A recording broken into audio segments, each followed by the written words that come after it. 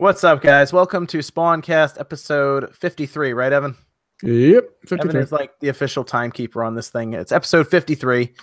Joined here by a couple people, actually. Max might randomly jump in because he's at a convention, I believe, right now in Texas, and he said he might be a little late if he does jump on here. So if you see him pop up randomly, that's why he's just running a little late. But joined by a couple people here, we do have, of course, OJ PlayerEssence. We'll introduce him, even though he's here most weeks now. So how you doing, OJ? I'm doing good. I'm doing good. Glad I can be on again. I think this is the second week in a row. Yeah. Happy to be here. Congrats once again for 100K as well. So I stopped by your stream too. So yeah, it's good. Yeah, it's good to be here for the first, I guess, SpawnCast after 100K. So yes, this is the first one actually, technically after 100K. You're absolutely right. Yeah. Yeah. It doesn't seem any different. Also, I don't think I have a check mark next to my name yet, so I think they have to verify a lot of stuff before. I think they have to comb through your subs and make sure you didn't like bot your way to the top and stuff. So I see. You gotta let that, I guess, play out. I don't know how long that takes. No, I think you just contact them and they'll verify you. Oh, really? Oh, okay. Yeah, it's like Twitter. It's just like Twitter. Okay. I'll call them up. Just call their cell phone. It's fine. Yeah, I'll call them. I will call them. We'll see how that goes. And then we have YellowKazoo back for the second time actually that you've been on the SpawnCast. How are you doing tonight? Yeah, I'm good, thanks. I'm good. Yeah, I'm also excited to be on after the first SpawnCast after 100K. Congrats on 100K. Thank you. We're gonna talk some games and have some fun tonight, I think. So we'll go through a bunch of stuff. We have a bunch of good topics that I'm excited to talk about, and we actually have SmashJT. Jeff, how's it going, man?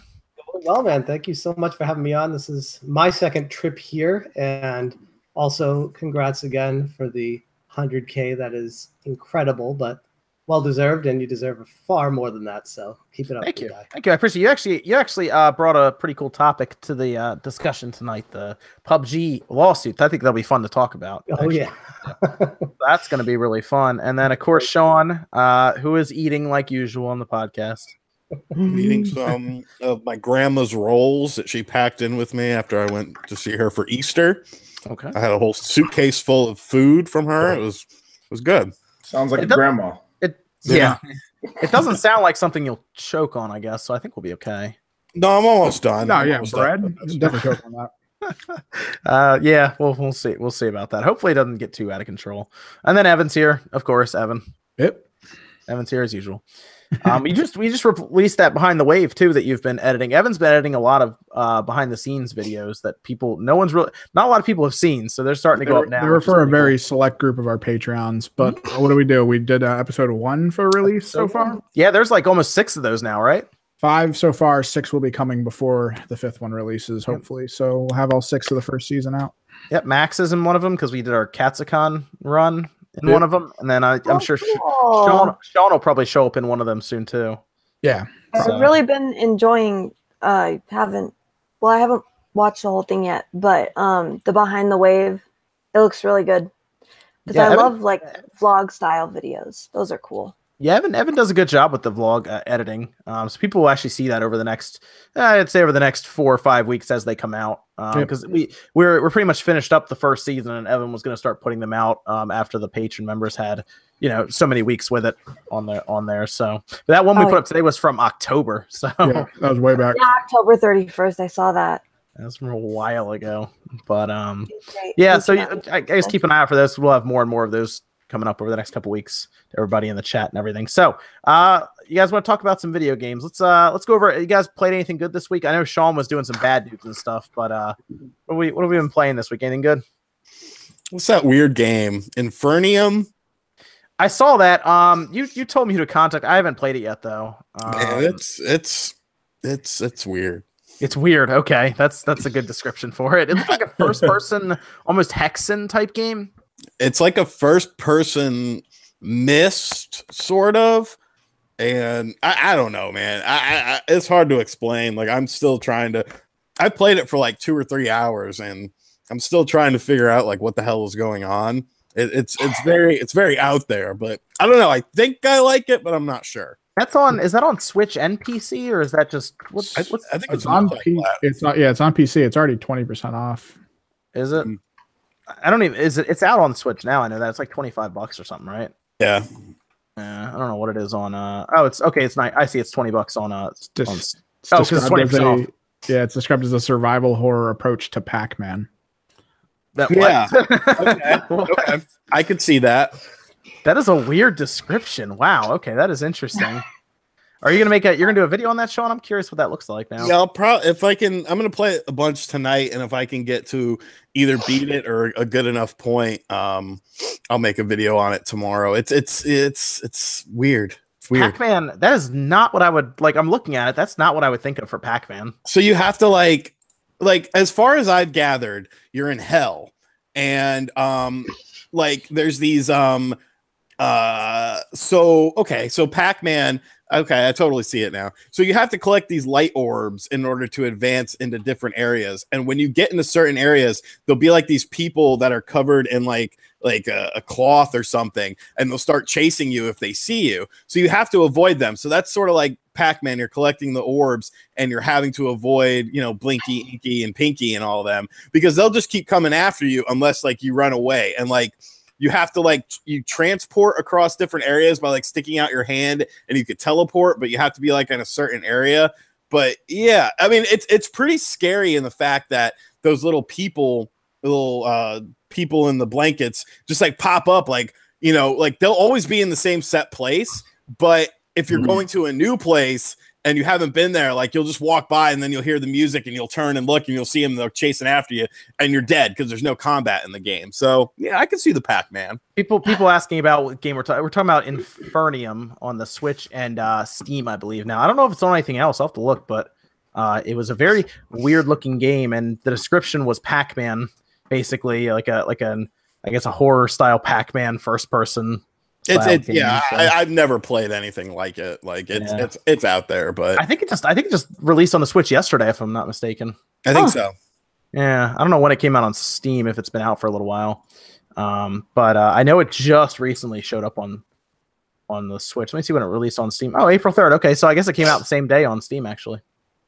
That sounds very odd. It pretty much has to release with a discount on Steam because it'd get buried otherwise. Steam's marketplace is not good. Yeah. That's just kind of what they have to live with. So they have to make it discounted right away. They probably had $19.99 as like the price for Steam, and they just put it at $25 and mark it down so they get like the discount section. But anything else, Sean, or mostly Bad Dudes, Infernium? Mostly that stuff. Another game. What the hell is it called? Extinction on the Xbox One that I'm doing a review on. Sort of like a hack and slash, but there's like these big giant creatures as well that you sort of have to scale. For reference point, I would say similar to Shadow of Colossus, but nowhere near as in depth or anything. I can't really talk too much about it because it's under embargo, but yeah, I remember seeing an old video of it. It looks so janky. Hoping maybe they fix some of it, but I'm guessing not. I mean, I would say the biggest problem is it's really good middleware, but it's not priced as middleware. It's priced as a full-fledged release. I think if this game was like half the price, it's a $60 game. Yeah, I think if it wasn't that, if it was like $30-$40, it would be a little bit more enjoyable. But as a $60 game, I'm finding lots of things to complain about. But we'll see. I mean, I've only put like an hour or two into that. I need to play that more tomorrow, but we'll see. Very good. Very good. What about you, OJ? Play anything good? No, I've just been continuing with Ni no Kuni, kind of going on with that game. Well, that's good. You said playing anything good. That's a good game. Yeah. That game's really good. Also been playing with the community. We're all kind of getting back into Smash Brothers. So we played Smash. Getting ready. Yeah. Well, I mean, I've been playing. I never really stopped, but the rest of the community keeps on playing. So played that. Played Arms. And Arms, I don't know if the last time you guys played that game, but it's so much better than what it was even when I stopped playing, like around like 3.0 update or something like that. Arms is absolutely phenomenal with the characters that they've added. The online runs flawlessly. Even people with trash connections, they'll just like if someone has a bad connection, they'll just disconnect that person from the website. Okay. Yeah, I haven't gone back to it at all. It's phenomenal. I just went back to it. It feels tighter. You have customizable controls now. It's great. It's absolutely great. I think if they would have if it was reviewed at this point, it'd have like an 85 or 86. Like it'd have a much higher review score with all the content they've added, the badges, the new characters, the modes, options. It's just such a better game. So yeah, really enjoying ARMS because we played that today. And Splatfest, Splatoon 2 had a Splatfest. I was playing team baseball, so that was fun too. So we did baseball all that hype. Yeah, baseball hype. Although everyone was like, "Oh, soccer." The world's game, But yeah, that was fun. So I played a lot of good games. I didn't play any bad games this week. Matches I see with the $5 super chat. We're gonna do super chats and all those messages at 10:30. Actually, we'll go through them. But thanks, Matches. I see you there. We'll go through questions and everything then. Kazoo, what did you play anything fun this week? Anything you want to talk about from games you played? I've also been playing the Splatfest last night. My friend actually came over and we streamed it, and it was really fun. Okay, cool. You're on baseball side, is what we said? Yeah, baseball. Team baseball hype. Also, what OJ was saying about ARMS, like ARMS is like it's the bomb. I think I've always loved ARMS, like ever since it first came out. But do you play it with the controller, or do you play it with the Joy-Con controller separately? Both. Okay. I kind of vacillate between the two. Okay. But yeah. And then Mario Kart 8 Deluxe, which I just got both of those games like a couple weeks ago. You can't go wrong with Mario Kart. That's true that. Easy, True that. So. And then Breath of the Wild, of course, always. How many hours do you have in Breath of the Wild now? Because I know it's a lot. I have 630 now. Okay. Yeah. Oh, I mean, Jeff, get your money's worth out of it. What? Get your money's worth out of it, right? Out of the 600 hours, yeah. I mean, definitely. The legend has it, if you go over 500 hours, you actually get to go to Hyrule. So get ready, pack your bags, get ready to go. Jesus. Yeah. Well, I'm ready. And then I played. Yeah, I haven't had a ton of time to game this week because our VR lab we just had our open house on Wednesday. So. Oh, cool. Okay. Actually sounds fun anyway. There you go. Cool. Okay. What? Very good. So that sounds fun anyway. The VR lab. That's cool. Yeah. Oh yeah. No, it's really great. I love working there. Okay. And then Jeff, anything good over there? Well, I just finished Mario month. I did March Mario month where I beat like 20 of the original Mario games, and it was awesome. I forgot how good Super Mario Brothers 2 was, the Doki Doki Panic one. So give that one another shot if you guys haven't played that for a while. Right now I'm doing April A month, so a bunch of games that start with A. I did A Nightmare on Elm Street for the NES, which is absolutely terrible. LJN game. Lies. No, it's terrible. It's a good game. What's bad about it? It's a bad game. Change my mind. Okay, the characters are fine. I can't even enter the first room, and it changes it's every randomly time. generated. That keeps you on your toes. It's one of the first 3 rooms, and none of them work half the time. I was like, "What is going on here?" I'm trying to press up, and you have to be pixel perfect to just go into a door. The Freddy variations are interesting. The music is good. The graphics are good. It supports up to 4 players. It is not a bad game. I mean, you're trying. It's not the worst LJN game. Well, yeah. I saved Evan for Jeff. I'm sorry. Did you play anything else? Also Alundra for PlayStation 1. I saw that. Yeah, you said you played like 3 hours or something on stream the other night, right? Yeah. It's a really fun game. I think the problem I had going into Alundra was people told me it's like better than Link to the Past and better than these other games. I'm like, no, it's an okay game. Don't set those expectations or else you're gonna be let down. It's okay. Yeah, it's overhyped. Yeah. I'm also playing West of Loathing on Steam, trying to get a review for the Switch before it comes out for the Switch. And that's actually a pretty fun game. I tried live streaming it. Terrible game to live stream. Too much reading. Penny Punching Princess, which I know Sean reviewed or talked about, actually didn't review yet, but you talked about it in your upcoming games. Yes. And also, just like OJ, Ni no Kuni 2, which so far I'm not liking as much as the original Ni no Kuni, but maybe I'm just being a little bit too critical. Okay, well, actually, I saved Evan because he finished Ni no Kuni too. Yep.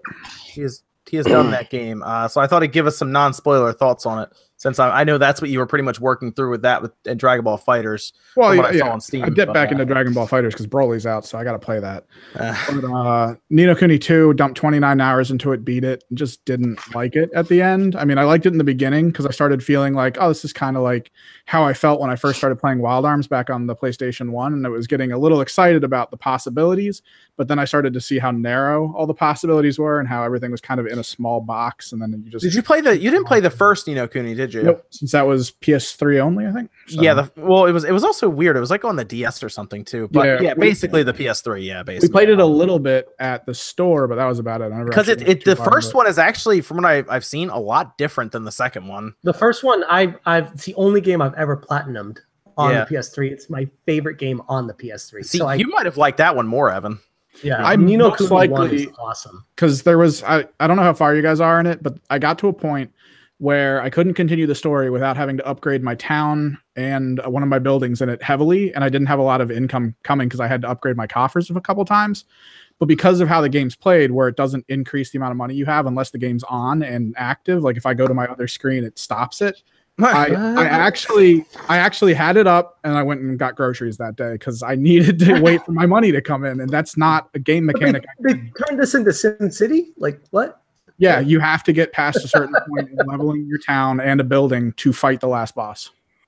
I think one of the things with Ni no Kuni is that they add in a lot of different mechanics. Like there are just mechanic after mechanic after mechanical level, mechanic leveled into the game, and maybe they don't necessarily perfect any one of them outside of maybe like the basic combat. But I can see why you're upset with that. Yeah, it sounds like the first one was way more focused on like a story that they were trying to tell. The first one, I got lost in the world. I literally felt like I was transported into this game and totally enveloped me, and so far Ni no Kuni 2 is not doing that to me. Yeah, I didn't get that at all with it. I'm still gonna play it, but I'm a little disappointed they went off on a completely different path than the first one from what you guys are saying. The storyline in the original Ni no Kuni is it was great. I loved it. Yeah. Unbelievable. Yeah. I personally don't like the first Ni no Kuni as much as I think it's okay. I just don't like it as much as everyone else. I just want to put that out there. Go ahead. How dare you? How dare you? I would be like Evan. It's worth getting a cheapo PS3 just to try it because I think you would actually like that one. I would love to see them actually remaster that first one and bring it to like the PS4 or something. But that could be cool. Yeah, or even they could have probably honestly remastered it and put it on the 3DS. Yeah. So they could remaster it and put it on the Switch. Remaster it and put it on the Switch. Instead of putting, man, they're all on the Switch now. So instead of putting all the money into making a sequel, they should have probably just ported it to the PS4 for a new generation. I'm surprised that wasn't like a pre-order bonus or something. I don't know. Yeah. I mean, if it was Xbox, they would have just made it backwards compatible. But Sony's gotta be gotta sell there. So the game also had a little bit of a trouble development too. Like I think that's maybe one of the reasons I was kind of holding back maybe potential port or anything. Like Ni no Kuni 2 had a little bit delayed a few times, just some issues here and there. The development wasn't smooth with this game, and as you play it, you can see why. Like all the different mechanics that they layered in, like the normal like that like a RTS type of battling system in there, like where you kind of just go in the field and you fight. Then you have the normal battle system. Then you have the kingdom building mechanics. I mean, there's just so many different things they added in, so I can see where level 5 and the size of that team had their issues. Before we move on, Sean, everyone keeps asking if you got a new chair because they're so used to your dump chair. Do you want to show everybody your chair real quick? I don't, because I just uploaded a review that everyone has to go watch after. Everyone leave the stream right now and go watch that chair review. It's a hell of a chair review. Sean got a chair. So yes, he got a new chair now. I got a new chair. He's not using a chair that's like falling apart at the seams anymore. No, this like oh wow! I didn't even know this. You can like play with the arms where it like comes out. That's cool. So that's what we're going to be hearing now for the next hour. Yeah. Is there a toilet on it? Not yet, but we might build one. Oh man, technology. It's like a regular chair and it's like space age to Sean. Oh yeah, I'm not used to this shit. I know, yeah, man. That's good though. That's good, man. Wait till you get that camera in the mail. I know, and the Rode mic and stuff. I'm not gonna know what the hell to do. Well, OJ took a picture compared to his old camcorder and was like, "I don't know what to do, man." Dude, this man like beamed me to the year 3000 with that camera, dude. Compared to what I had, dude, man, it was insane. I was like, John knows his tech. It's a sweet camera, man. It's amazing. It makes work so much better and cleaner and like video quality better, like green screen edit. Man, it's awesome. Thanks again for recommending that one, and of course thanks to my community. They helped me out. Yep. I got that recommendation came from Roberto Blake. I watch him quite a bit. He's a good person to watch. So especially if you're getting started on YouTube, watch Roberto Blake. He tells you all the check him out then. Tags and everything. Awesome. Yeah. Oh yeah. He's very good at helping people get started with the base of YouTube, like, how to tag your videos, how to do your thumbnails and everything. Is that his name? Just his YouTube channel, just Roberto Blake. Yeah, I recommend anyone who's trying out YouTube or starting or wants to do more with their channel to check him out. He has like a massive backlog of videos, and it's all about like making your videos better and everything. I actually watched him when I first started, so there you go. I did too. Yeah. That's awesome. The camera that I recommended that now myself, OJ, and Sean are all going to have is the Panasonic Lumix G7. Great camera. Good camera, yeah. Did you get that AC adapter too, OJ? Yeah, I did, because that battery is like, you guys complain about the Nintendo Switch battery. Yeah. Bro. The battery is, it's something else. That's why I just get the AC adapter. I always leave it plugged in. Thank you for telling me to get it, because that battery was gone after I think I shot 6 videos or something like that, 15, 20 minutes. That battery's done. So gone. Yep. And not even 4K, just 1080p 60, Mm-hmm. So I usually the batteries are cheap though. You can go on Amazon and get 4 of them for $20. Okay. But when we went away to, which convention was that, Evan? Too many games. We had 2 or 3 batteries on us. Yeah. So yeah. But good camera. So let's talk about some gaming stuff, guys. Let's talk about Spyro. You guys, everybody saw the Spyro announcement because I think everybody talked about it at some point in time. The Spyro Reignited collection announced PS4, Xbox One, accidentally leaked on the Switch, I guess. Coming in September. Everything's showing up in September because nobody really wants to get around Red Dead, Call of Duty, and Battlefield. Battlefield's probably going to be an October release too. But how crowded would it get in September if that was a September release? So what do you guys think about Spyro Reignited collection? It's going to have Spyro the Dragon, it's going to have Ripto's Rage, and then Year of the Dragon, I believe. Those 3 remastered, $40. $40. What do you guys think? You happy, excited, Spyro fans? Can I start this one off by just saying, initially when I heard the news, I couldn't care less, but as time has gone on, I've been like, I never actually really got into the original PS1 games of it, and I own them all, and they're in my backlog, so why not play the remaster? So I'm coming around to getting hyped for it now. Okay.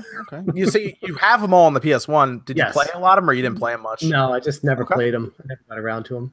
Okay, I think it's gonna be cool to see it modern day looks and everything. I know Sean was trying to jump in there in the beginning though. What are you thinking, Sean? Yeah, I think it's cool. It's a lot similar to the whole Crash thing with the first 3 games and then the first 3 games of this. So, might as well. I played the first 2 Spyros. I never played the 3rd one, but they're fun collectathon games, and 3D platformers are popular right now, so why not? I like Ripto's Rage. I remember liking that one a lot.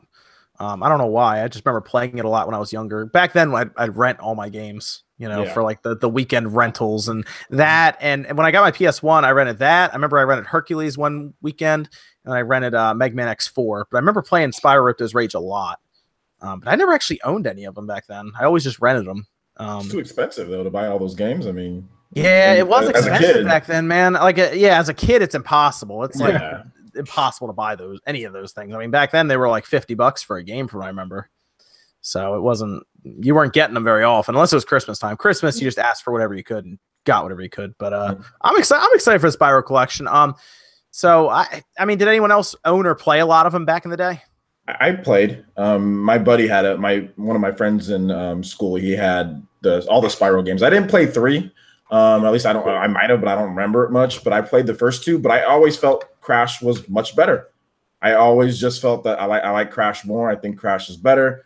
So I'm more excited for Crash, but Spyro looks cool though. I'm really looking forward to Spyro to at least trying it out, like because it does look good, you know. But I'm looking forward to like Crash.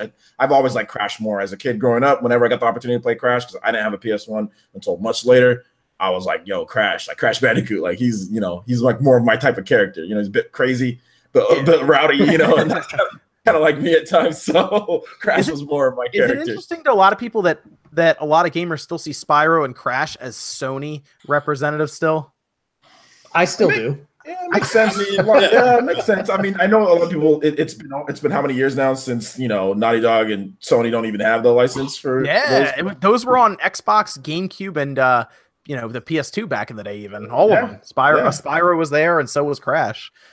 People just associate that just because like PlayStation 1, the beginning, what were their first party IPs, and like those were the games that you played, like, I mean, I guess I still kind of relate Banjo-Kazooie with Nintendo and Conquer. And Conquer, but we just had a Banjo-Kazooie game on the Xbox 360, nuts and bolts or whatever. Well, you had Conquer Reloaded too. Yeah, you're right. That was on the original Xbox. Yeah, and I didn't even care about that. I was like, no, it's not on the Nintendo platform. I'm confused. I don't want to play that. I rented Nuts and Bolts, and I was like, this is the worst mistake I've made in a while. Was it that bad? It's not good.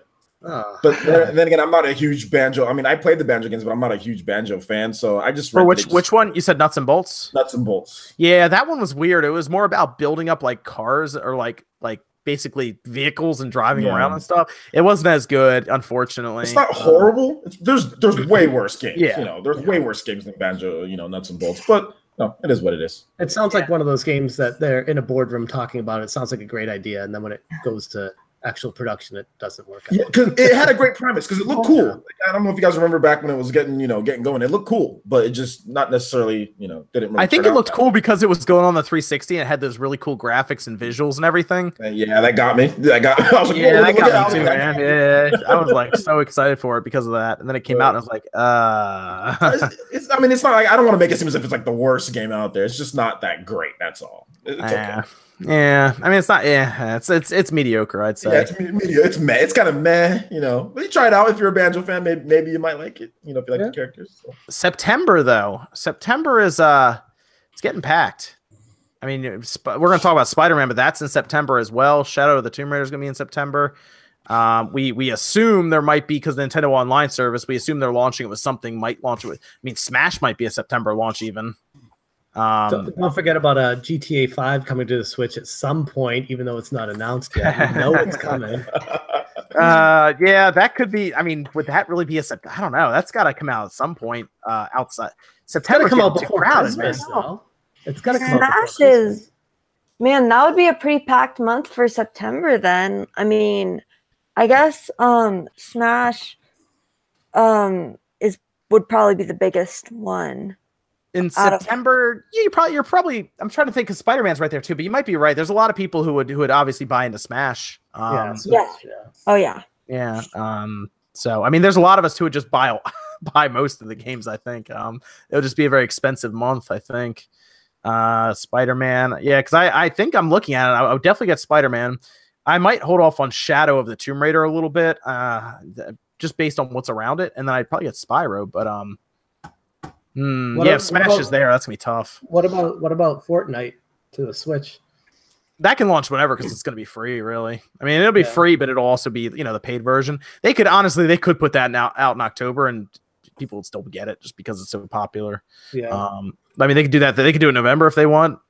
But it's gonna that'll be sometime this holiday at some point, I believe, too. Holy crap! There's gonna be a lot of games coming out at the end of this year. Yeah, and we don't even know Battlefield's works in there somewhere. That's probably October, and then Red Dead's in October also. I'm trying to figure out what games are even coming out in November then, because it seems like everyone's skipping November and going right for October. Huh.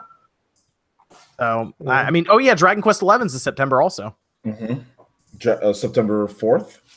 Yeah, and because then 3 days later Spider-Man launches. Yeah, that's going to be. I think there's enough people to for it to be where there's enough, but I just don't know. I don't know about that launch date. Like that to me, like Square Enix for how big they are. I kind of find that a little disappointing that they would take this long for a localization. That should be an August release. Yeah, with no voice acting. Like a year over the Japanese. Like this isn't 1994. You know why? Probably is Octopath Traveler. They want to give that and give enough time to sell that. I think it should have been last year though, because the game. I agree. They probably pushed it back because they want hype for Octopath Traveler, though. But no, I'm saying they should have launched the game SmashJT. They should have launched it at the end, like last year. No. I'm totally agreeing with you. But since they didn't, I think they decided to probably hold on. Okay, I see what you're saying now. Okay, you're saying, you think that they should have, but you're saying that now they want to kind of give Octopath Traveler its room. Because if Octopath Traveler wasn't coming, it would be where Octopath Traveler is. Interesting. Okay, I guess that's one idea, right? Wishbone with the $5 super chat. I see you there. We're gonna read all super chats, questions, and everything at the end. 10:30 p.m. We'll do that. So about an hour. And then Evan, any Discord question stuff, we'll do then as well. Yeah, Discord and Streamlabs questions. Yes, we'll do all that then as well. Very cool. So yeah, it's a packed. I was actually a little disappointed when I saw Spider-Man 3 days after Dragon Quest. Dragon Quest, I think, is gonna get run over a little bit by Spider-Man. Oh. To be honest, I think it will. So let me. We kind of touched on Spyro. Spyro. There's not as much to talk about with Spyro, but what do you guys make of the Switch listing that popped up on Nintendo of UK? It just means that it's coming. Yeah, I mean, I know it's a third party company that runs their shop for them, but that's like a weird mistake to even make. No, you don't make that. You don't make that sort of mistake. Like that's a big mistake to make. There's an employee just trying to mess with people. I mean, obviously they were looking off of something, right? They were looking off of something. There was an employee there, an intern, whatever the case is. They saw something that said, "Okay, put this up at whatever time," and they made a mistake. They just made a mistake. And I think it might have just been a schedule. They might have had it scheduled. You know what I mean? And then they decided at one point in time to hold off the announcement. Maybe they want to do it at E3, but it was very weird to see that. That reminds me of those scheduled tweets that accidentally go up sometimes, whether it's GameStop or somebody else, and they pull it down real quick. That's exactly what that reminded me of. And I'm like, I bet you that was scheduled ahead of time. And they were like, yeah, put this out because we're going to announce Spyro. It's getting announced that day. They did it, and then they had to pull it right back down because it's it's not coming out now on the Switch. But maybe they'll announce it later. Have to pull down? There was Nintendo of UK for some reason. It was very weird. Spyro got announced, and then the same day. Oh yeah, Spyro. Yeah, Spyro got announced. They put it up on their. They put the I didn't know you were talking about. Yeah, Nintendo UK put it up on their shop, and it was like Spyro, coming to the Switch or whatnot. You can pre-order it right now. So it's probably an announcement. If that's the case, it's probably an announcement at E3. Kind of like I guess what they did with Crash as like part of their direct or something. I was trying to figure out why that would be. Maybe there's a Spyro amiibo. That's the only thing I can think of is maybe there's a Spyro amiibo and they're like, or maybe there's a Spyro Smash Brothers edition amiibo. Oh my gosh, that would be insane. I wonder if they're gonna have another like 80+ amiibos that come out with the new Smash Bros. They are. Amiibos everywhere. They made. I think they made a small fortune off the Smash Brothers amiibos. Like, they really are. Yeah. Coloco with the $5 super chat. I see there. We'll read any comments and questions at 10:30 p.m. That's what I think. I mean, do you guys think Spyro's coming out the same day on the Switch, or do you think it's coming out later? That's the big question at this point.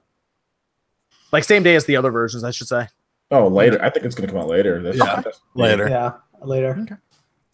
You think it's this year, or you think it's going to fall to next year?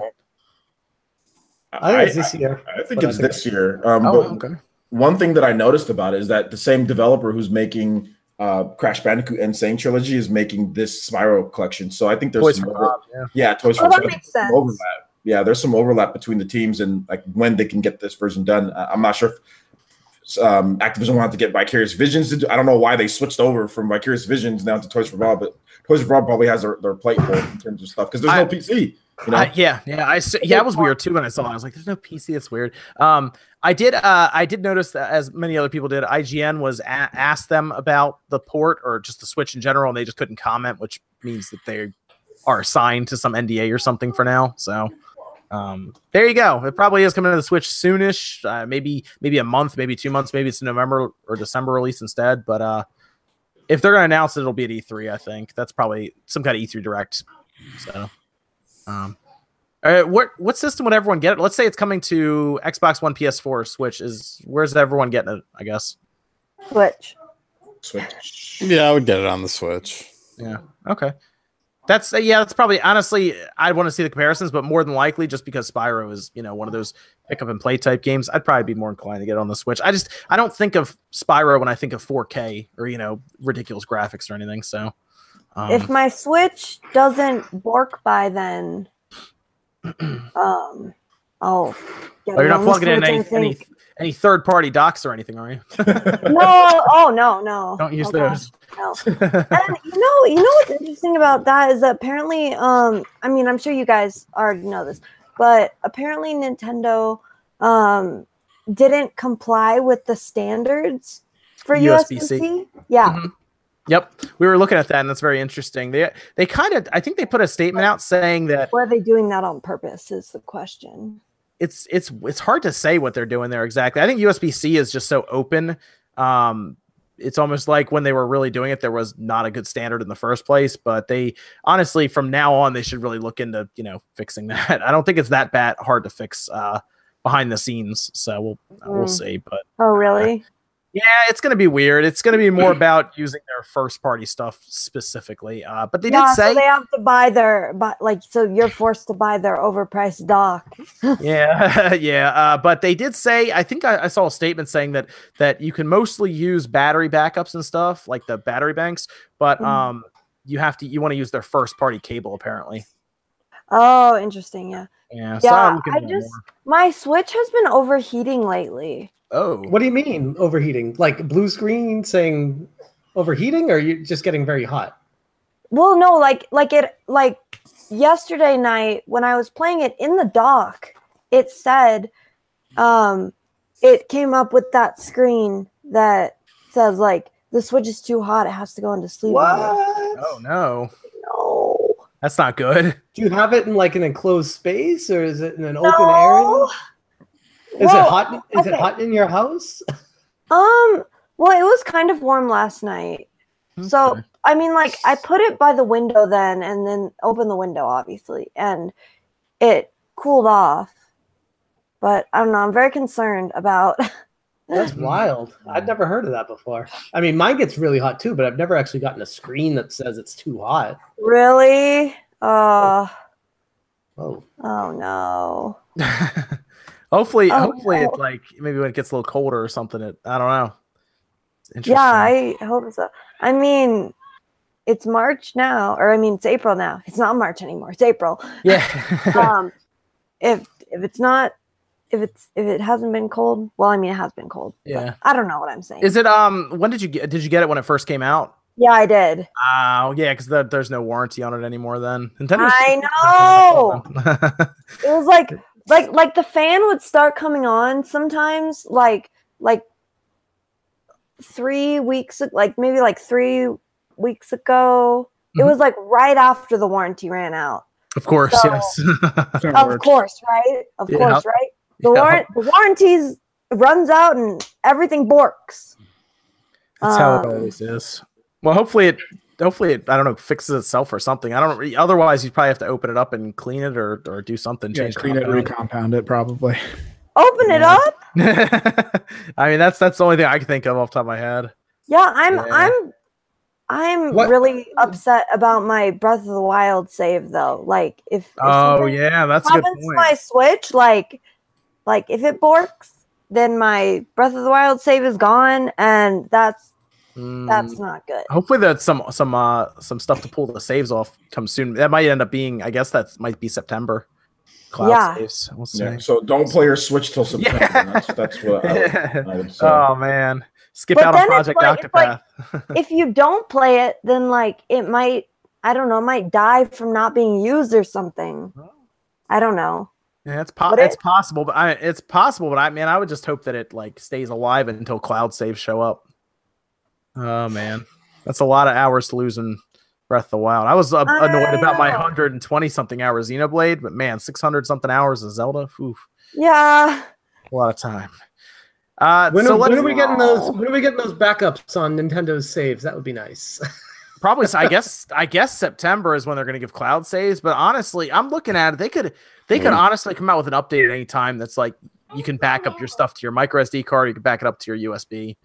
That could come at any time because that's not reliant on like cloud saves or anything. I need them to do that. Yeah. I would like them to just be like, oh, plug in a USB stick. It's going to encode it. It's going, it's going to it's going to block it off. See, like how the PlayStation does it. The PlayStation does the exact same thing. It like locks it so you can't change the stuff or take anything off of it when you image your system. That's what I would like to see them do. You put in the dock, you plug in the USB, it images it, and then you take your Switch out and you're good to go. So Spider-Man. Everybody saw Spider-Man, I assume, because I think it looks awesome. But I assume everybody saw it because it was like one of the biggest pieces of news this entire week. Yes. Everyone saw it. Yeah. So what's everyone think? It's coming September 7th, 3 days after Dragon Quest, like we said. This is something Insomniac has been working on forever. We first saw it back in 2015 at E3.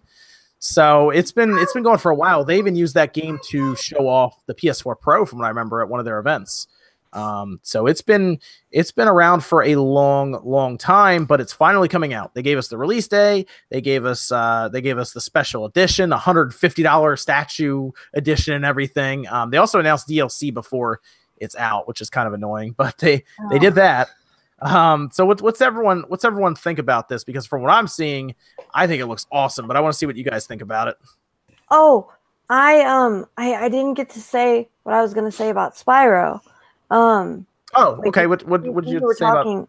Yeah. Go ahead. Go ahead and touch on Spyro real quick. Yeah. I've never played Spyro before. So I'm pretty excited to Are you getting it? Are you getting it on the PS4 or the Xbox if there's no Switch version yet? Oh, well then I can't. Okay. I only have a Switch, so okay. So you're crossing your fingers for a Switch reveal at E3 then.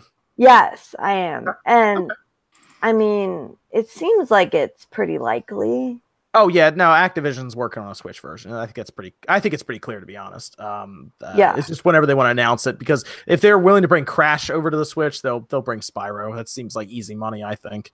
In fact, I actually think the Switch audience would be probably the most receptive, to be honest, from what I've seen. I would think so, honestly. Yeah. So it seems like a Switch. Like I feel like I'm pretty much like the quintessential Nintendo fan. So like I'm basically like the stereotype. Maybe, I don't know. Maybe not. But that's what I think anyway.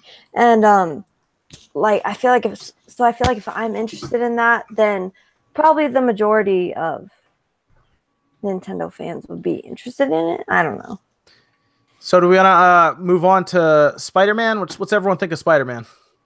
Looks good. Reminds me a lot of Spider-Man 2, which was the best Spider-Man game ever. No, which one was better? Ultimate Spider-Man. I never played that one.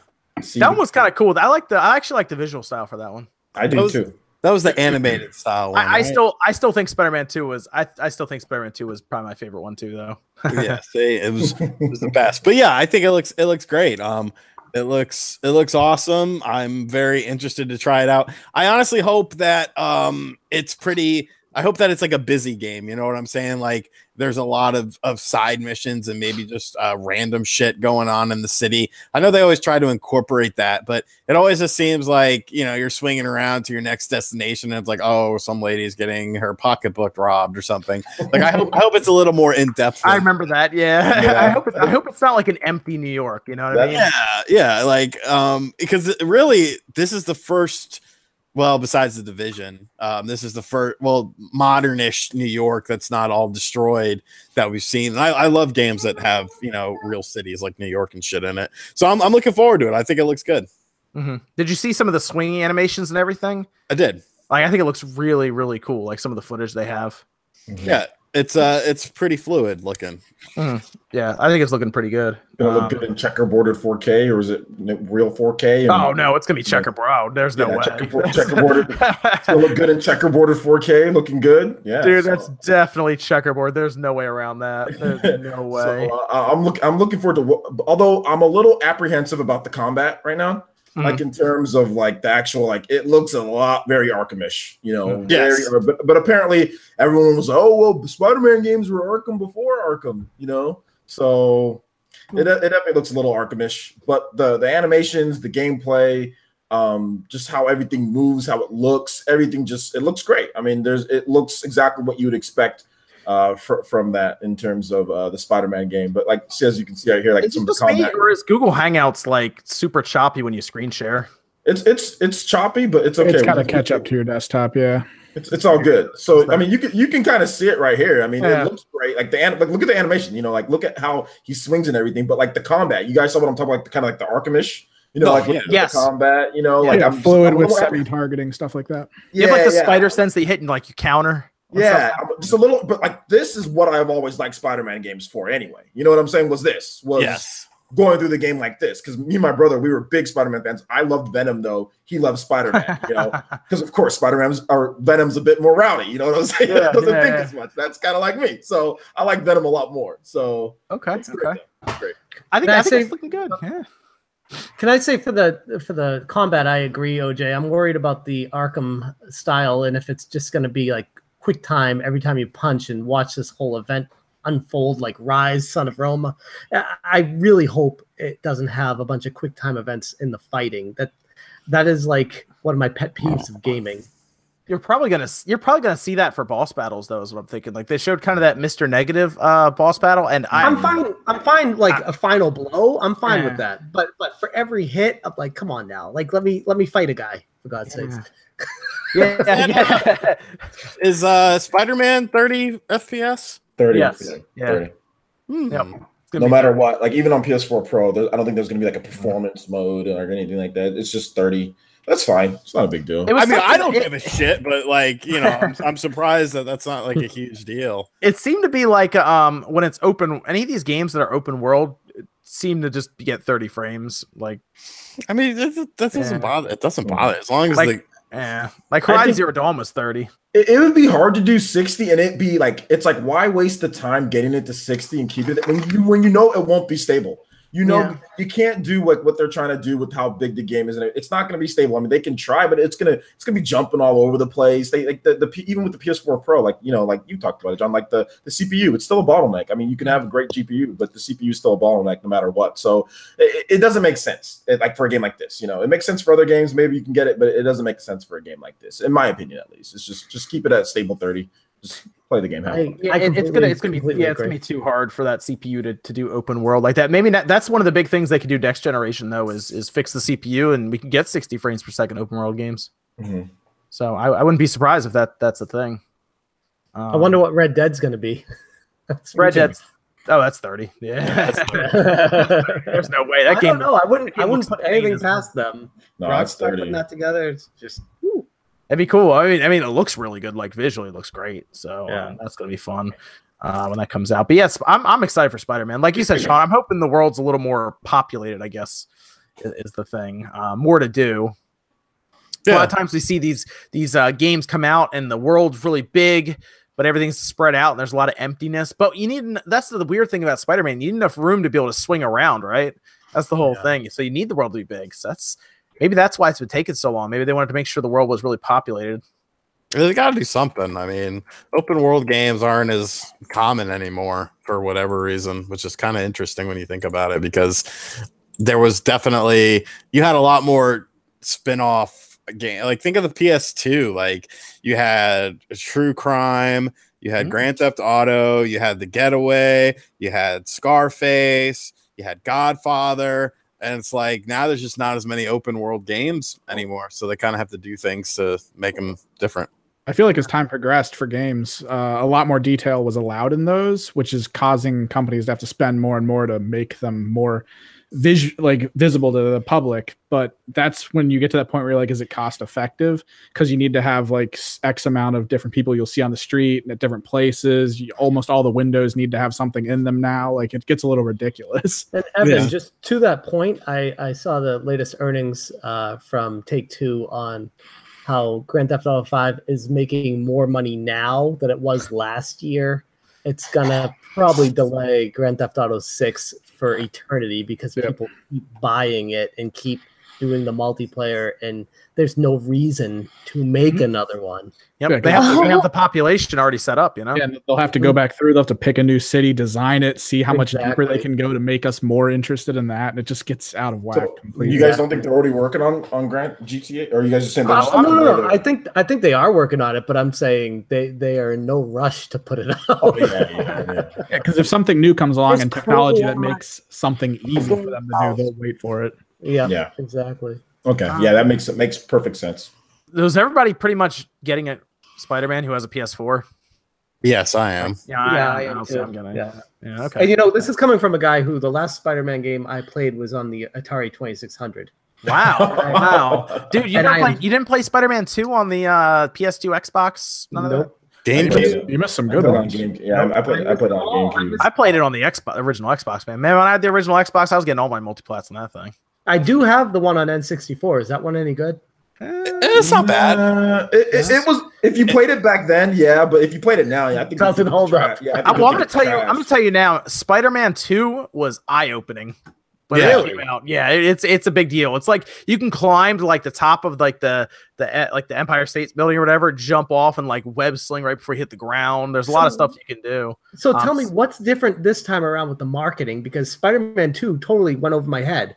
And this Spider-Man, I am like day one purchase. So I think it's because in this case, I think it's because it's on one system and Sony is specifically pushing it at all of their events heavily. Whereas back then, one, we didn't have like, you know, the internet like we do now to a degree. But two, it's Sony is like on board. This is like their thing. This is their IP. This is their game. They're designing it around the PS4 specifically, which is probably why it looks so good.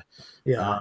And it's a big marketing push. This is one of their big AAA games that's coming out. And I wanted to ask you guys to close off with Spider-Man. What sells better this year, Spider-Man or God of War? Sir C. Julius, I'll see there. Again, we'll read all questions and comments. That's That's a great question. God of War. To be honest, are we talking about in the pretense of like they both review the same? Are we talking in that so we make it even? Like, because I think reviews can also sway things here and there. Yeah. You know. So if you want to make it like okay, like they're both good games. They both review around the same.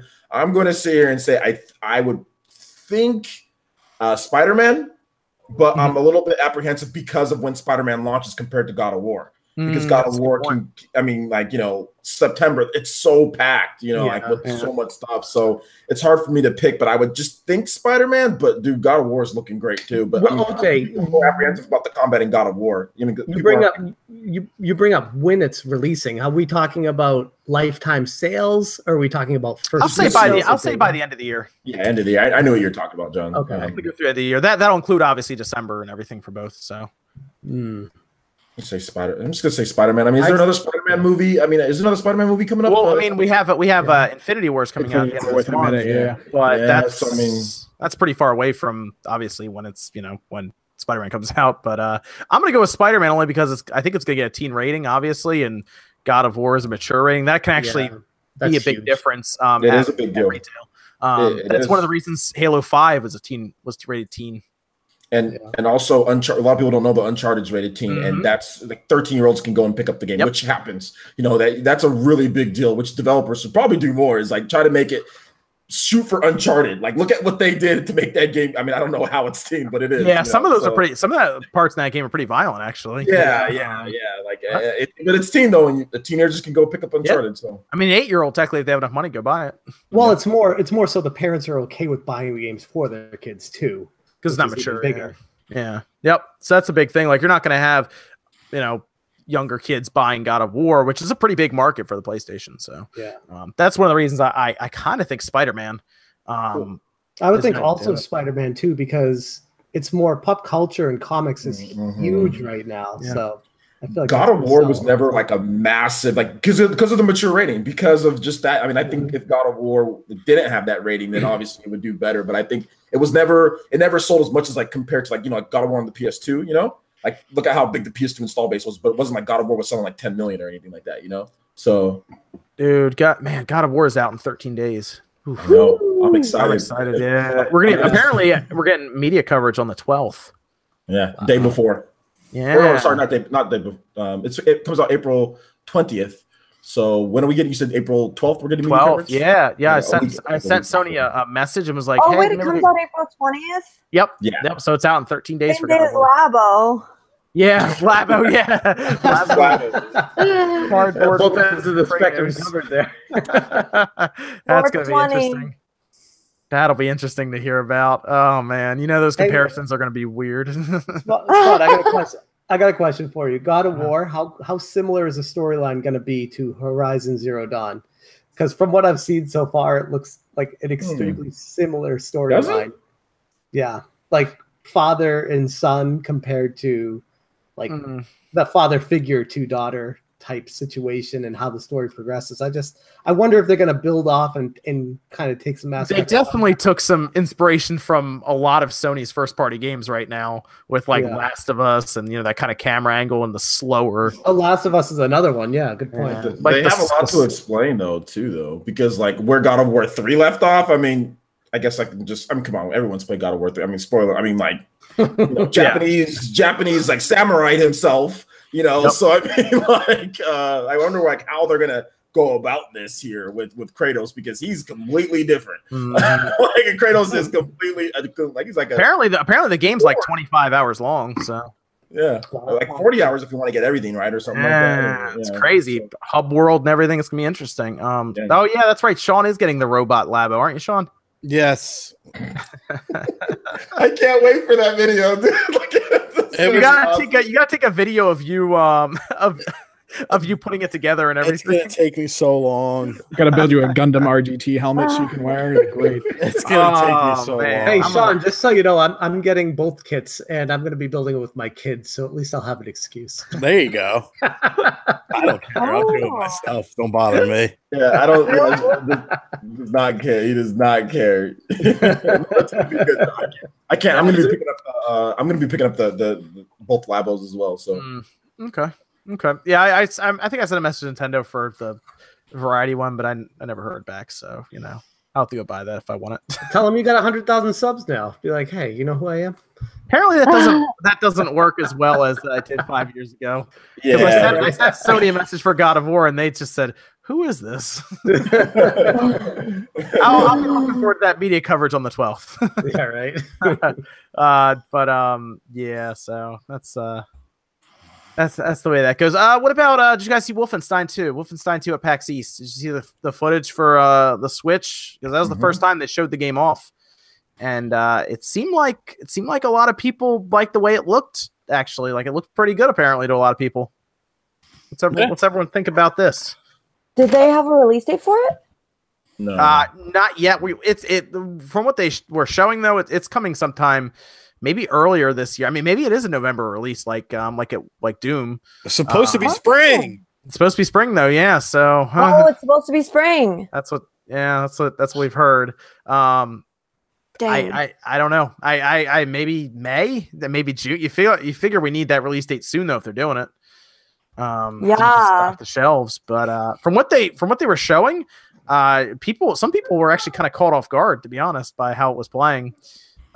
We've seen a lot of comparisons actually, and it looks good. What do you guys think about the footage that they showed? It looks good. I'm not surprised though. I don't get why people are so surprised. Like Doom looked damn good, and it was their first effort that obviously probably had nowhere near the development time that Wolfenstein 2 did, and then they of course did a patch for it, and it looked even better. It's like, you know, I'm not surprised. Like I expected it to look good. It met my expectations. I played it on the Xbox, and there's a couple different modes you can pick from with the Xbox, and some of those modes, man, that frame rate dips hard on that game in different areas. So seeing it play, they picked a specific level though. I noticed it, because there are other levels where you're more outside, and that's where the Xbox and the PlayStation really struggle. So I'm gonna be curious to see what happens there. But what they were showing, man, I was pretty happy with what they showed. OJ, you had an interesting comment on it. It was kind of more of a joke than anything. I mean, just me being cheeky on Twitter and stuff. But I mean, like, yeah, I mean, I don't want to hype up the graphics and say anything too much because it kind of blew up in my face last time with Doom. I was like, oh, look at it, it looks great. And then, like I said, Digital Foundry gets a hold of it. Then all of a sudden, your opinion isn't as valid anymore because, you know, you're a Nintendo fan. So I'm just kind of like, look, it looks like, listen, like people be acting like the Nintendo Switch is like the PS2 or something. Like it's capable. It can have games that look good, you know? So, I mean, for me, I'm just like Sean. It met expectations. Yes, it's supposed to look, I'm not expecting it to look like a PS2 game or even like an early 360 game. I'm expecting it to look good, just running 30 frames. But I'm not expecting it to be like PS4, like exactly like that. But, you know, there's always law of diminishing returns, right? That's always something that there's always that. So, I mean, every time we go up in graphics and all that, it's going to be the little things. And Switch is good enough to where it met my expectations, you know, with the way it looks. So that's just my take on it. But I don't want to spend like, you know, like, oh my gosh, it's the greatest thing ever and ever. Like and then, you know, Digital Foundry comes and all of a sudden like, oh no, look at all this, that's wrong. Look at all this, that's wrong. So that's just my take on it. What's interesting about this game is it did not sell well on the PS4 and the Xbox One. It actually kind of bombed a little bit. So I'm a little curious to see what happens if it comes out on the Switch and it sells the same or actually better than the other versions. Everything sells better on the Switch. It shouldn't because the PS4 has a massive install base. Well, it came out at a bad time too. Yeah, it did. That was the other thing. It came out. Yes, it came out at a very bad time. You're absolutely right. It got ran over by like Assassin's Creed, Mario Odyssey. Yeah, and then like Evil Within was like right before that. So even then, like if you're a Bethesda fan, like if you bought Evil Within, like could you turn around fast enough then buy Wolfenstein 2? I mean, you got, you know. So, but do you remember their big push though? They were like, we're not going to put multiplayer in it. It's a single player only game. We're going to put a lot of work into it, and then everybody bought the game that. The games as a service that everyone was complaining about in the first place, with like an Assassin's Creed, for example. So it's very weird, but wouldn't that be interesting if Bethesda's games sell better on the Switch than it does on the PS? That'd be weird. I kind of didn't catch what you guys were saying about Wolfenstein 2. Yeah, like the last bit. Well, Wolfenstein 2 came out on the other systems last year. It came out at a bad time. Mario Odyssey and everything didn't do well. But we're trying to figure out if it'll end up selling better on the Switch than it will on the more powerful PS4 and Xbox One, because it didn't do well there, and it has a chance to do probably well on the Switch. And I feel like Bethesda does it. It kind of feels like Bethesda maybe is realizing that they have a bit of an audience on the Switch. It's very interesting to watch. They're probably just trying to think of a way to release Skyrim remastered again on the Switch. Just put it on. They're probably going to try to put it on phones, to be honest. Remastered. Remastered.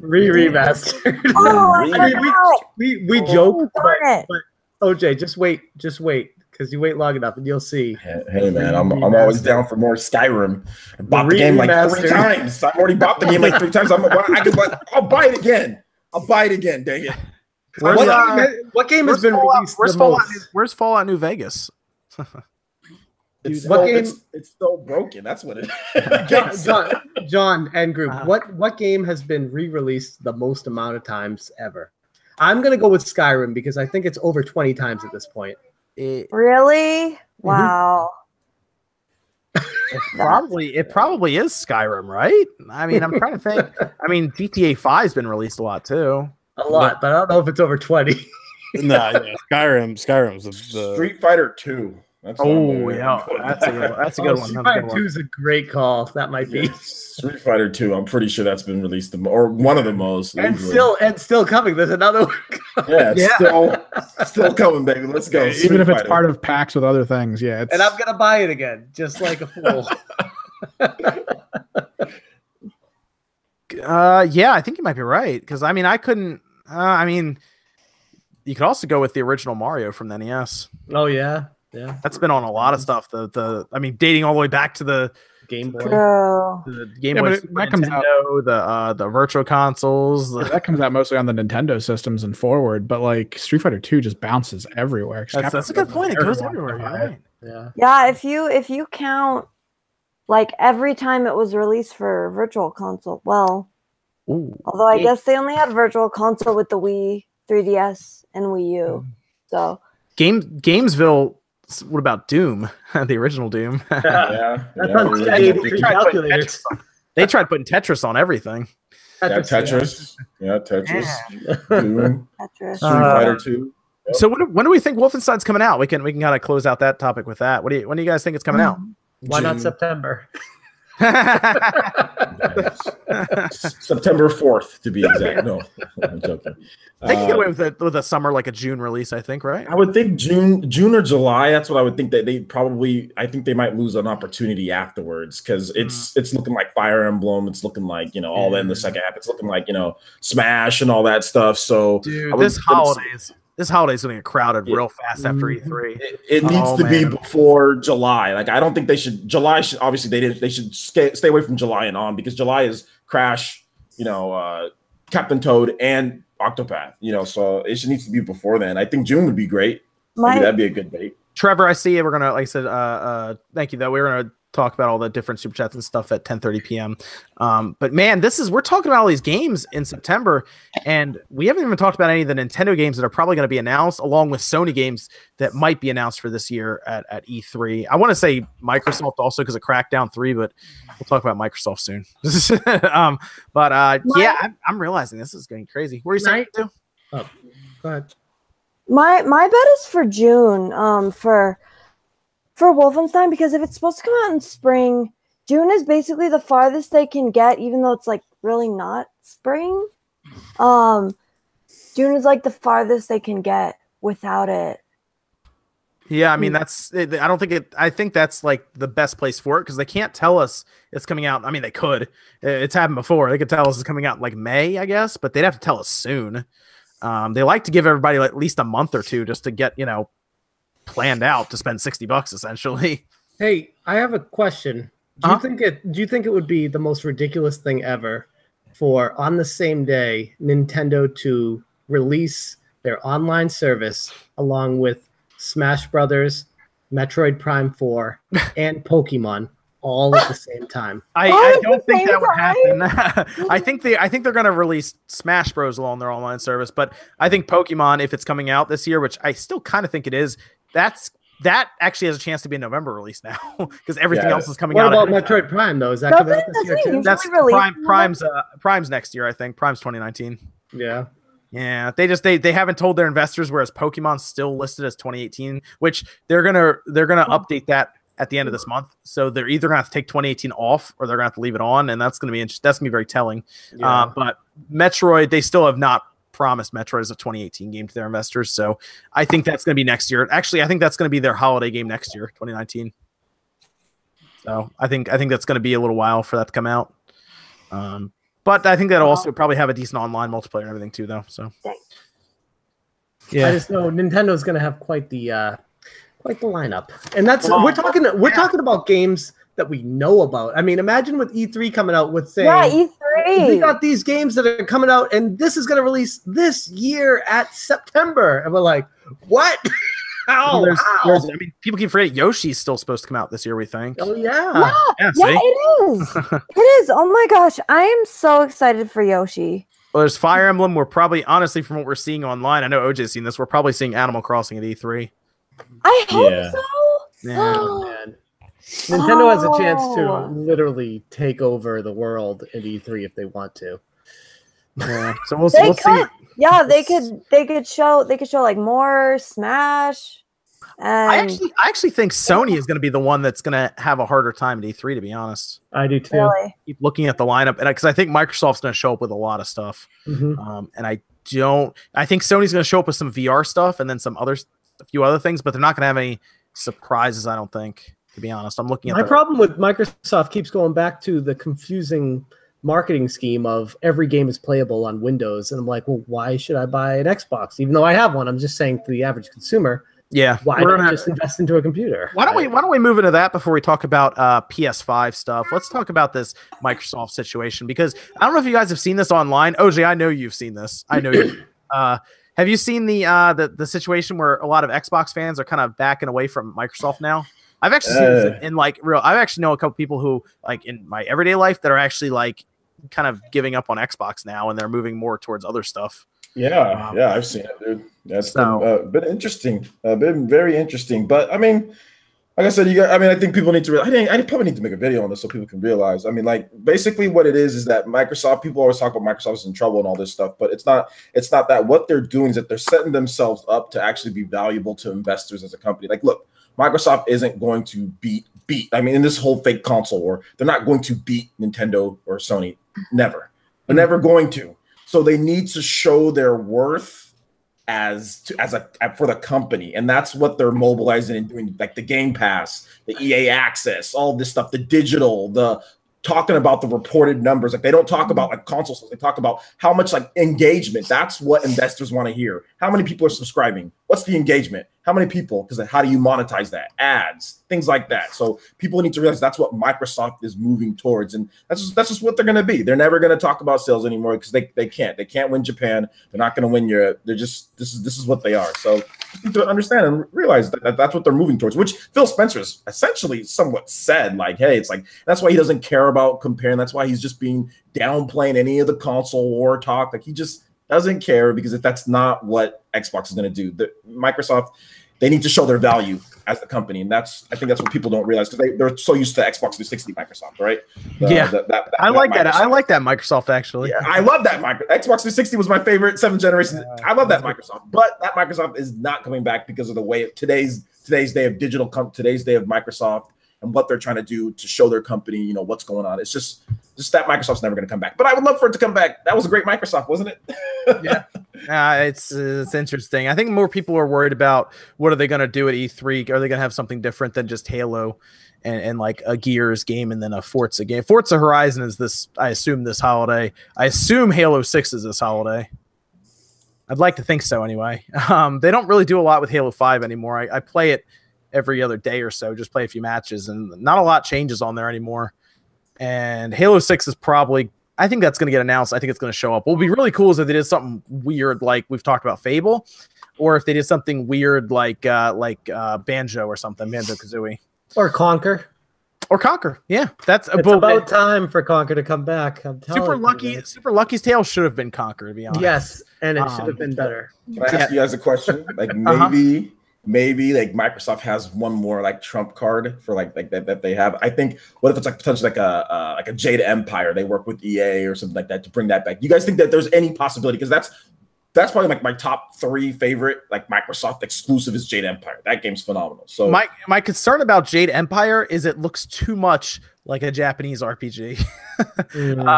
And it seems like they're just terrified of that market for some reason. Like they don't even want to try anymore. If it's not like, it seems like they want to do racing and shooting games. And they're going for the bro gamers. They're like, trying to be American. Yeah. Essentially.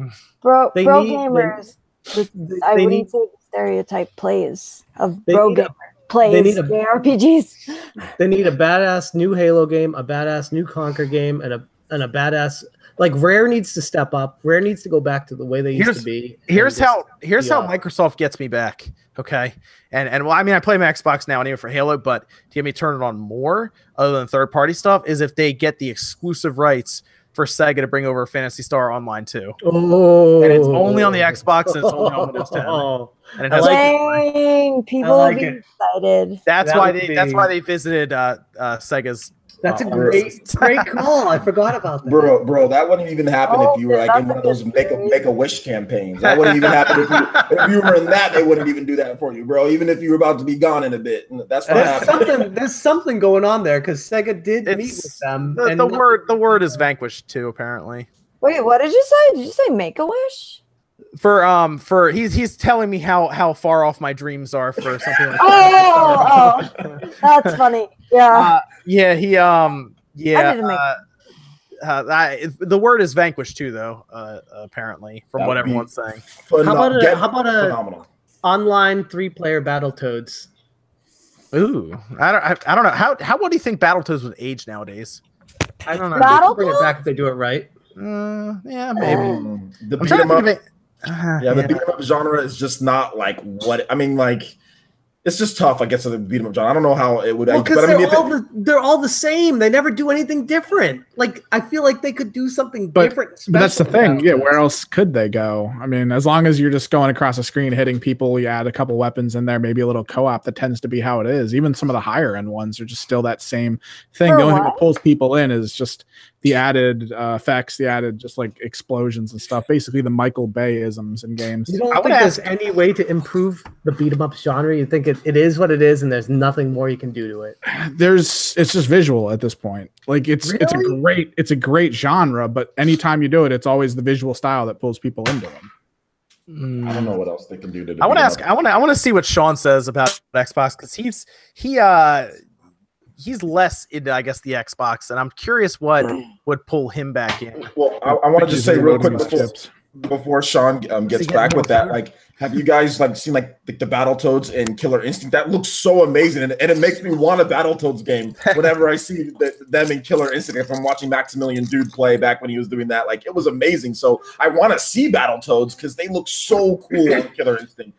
But yes, it's the visual style of them in Killer Instinct. You'd want that visual style as a beat 'em up. Yes, yeah, I'd play that. Why don't they do that? That they have the ability, and there are no like fighters that cross over with a beat 'em up. Like I know Sub-Zero Chronicles or whatever tried to do that and failed miserably. The Dungeons and Dragons side scroller beat 'em up that actually had functional controls in it for fighting. It was actually a really good one too. Had RPG elements in it. Sean, what would they do, Sean, to get you back in on the Xbox side? Oh, there's nothing. he's just out. What if they gave you chips? Like, I mean, what if they gave you chips? There's nothing. Like what can you do? Like you've already been so misdirected for so long and made so many, strange mistakes. It's done. After the Xbox, I don't expect there to be a successor to the Xbox One. I don't expect it because there will be a new one. It's called Windows. Yeah. Well, yeah. No, there's gonna be a successor, guys. They're gonna just build. They're just gonna build off of what they did. That's why they did. That's why Phil Spencer keeps on saying like no console generations. No, like not. They're just gonna whenever hardware is ready, it's just gonna be slight variations, and they're just gonna sell as much backwards compatibility as they can till there's a cutoff point. That's what they're gonna do. They can do that. That's not gonna be expensive. I mean, going forward, the system shouldn't be as big of a resource investment because it's like PCs, right, John? Like it's like with the Xbox One X, it's just essentially essentially a PC in a box. For the most part, I don't know how. I mean, they'll do backwards compatibility all the way back to the Xbox, but I don't think like they'll bring out the Xbox 2. But I don't see how, unless it's specifically designed for it. Like how we saw like when the PS4 and the Xbox One came out, they were still the same games, sports games especially, releasing on both. I think you'll still have that, but I don't think like Xbox 2 games will automatically be able to pop into like an Xbox One X and play. I don't think they'll do that. But isn't it, John, wouldn't you say it's a little bit wild to think, but Microsoft as a company is making so much money off of cloud services and the Windows platform that the gaming is kind of taken a back seat to that. And they see how crowded the market has become and how it's not even worth fighting where they make this easy money in other places. I almost see them kind of transitioning away from it. That's why they merged like everything together. That's why they merged their Windows. That's step one. Exactly. That's step because one. They wanted to hide it from investors, technically. And their idea now is like OJ was saying, to build up their user base that they can then monetize for the long run with Game Pass and stuff. That's kind of their plan because they know Xbox Live subscriptions make them a ton of money. It does. It's $60 a year for something, I guess. I don't know. The ability to play online, I guess, for them. Game Pass? Game Pass is an extra 10. And I actually like Game Pass. Game Pass is pretty sweet. They get kicked, the Windows 10 app to not be garbage. Yeah. They're going to try to get Game Pass on PC. I know that. They're definitely trying to get it there. They get kickbacks from EA Access, though, right? Too. So I mean, they must. I think so. Yeah. Yeah, they get some kickbacks from EA Access, which is apparently popular on the Xbox One. People actually spend money on that. Well, they're getting slightly addicted, I think, to the recurring revenue stuff. Yeah. So they like it. All the other third-party companies like it. It just happens to be Microsoft as a first-party studio that really likes it. And that's why they don't really make a lot of single player stuff anymore. And here's the thing, guys. They can make it so easy to develop. Like they can make their next system just like a PS4. So at least they get some of their, like, at least they get stuff like they're getting Valkyria Chronicles. They get Valkyria Chronicles. They get what else are they getting? They're getting some Code Vein. They get Dragon Ball Fighters. So they're getting a ton of they're getting Japanese third party, not all the Japanese third party, but they're getting quite a bit of it. So in my opinion, I think it's just like they're kind of pushed into this because you can't beat Sony and Nintendo at this. This is what they're built for gaming, you know, like Microsoft is just not that. They try to be that company and they're not that. So they got to go in a different direction that suits what's going to keep them around, you know, and that's going to be them going into more of a service type of deal like Microsoft does. So, I mean, it just is what it is. I don't see them like changing anything up because that's just what they're going to have to do. That in their server business too. People who were playing Rainbow Six Siege on the PlayStation were actually using Microsoft servers. Just kind of funny. They didn't know that. That's a great there's a lot of esports stuff going on with that game too. Rainbow Six Siege and like people playing it. Yeah, it's blowing up pretty big. They got a pro league, guys making pretty good money, you know, on teams. So we got 2 more things to talk about, and then we'll do questions and everything. Jeff, do you want to talk a bit about the PUBG lawsuit? Absolutely. Okay, so PUBG is suing over copyrights to a Chinese game maker, Rules of Survival and Knives Out. This, in my opinion, just first off, opens up a hell of a can of worms. I have concerns over the rulings in court, what they end up doing, but there have been a ton of people talking about this, ton of articles I've read about it. They're suing over these games using a frying pan, saying that that's a proprietary item from PUBG. And I'm thinking more while I see these games and I've researched them, it's a frying pan. It's not anything special. It's not like a specific name for a frying pan or anything like that. It's a frying pan. So my concerns with this whole lawsuit, and I'm going to give you the Cliff Notes version of it. They're claiming the rights to a generic item like a spatula or a plate, saying that the frying pan, it speaks to a larger growing issue in the game industry. It's become a copycat industry, consolidation, grabbing coattails of success. It's a gray area, and these are just like my notes that I've been reading through this on. I want to know what you guys feel about this, what the chat feels about it, as far as what makes a game a copycat of another game, and what makes a game something that transcends that into something special, something different, something that grows the genre, like what Fortnite did with PUBG, where you can build houses, but basically it's PUBG with building. I just wonder. This is a very dangerous lawsuit, and I'll leave it at that. I'll throw it to you, RGT. Take it, go.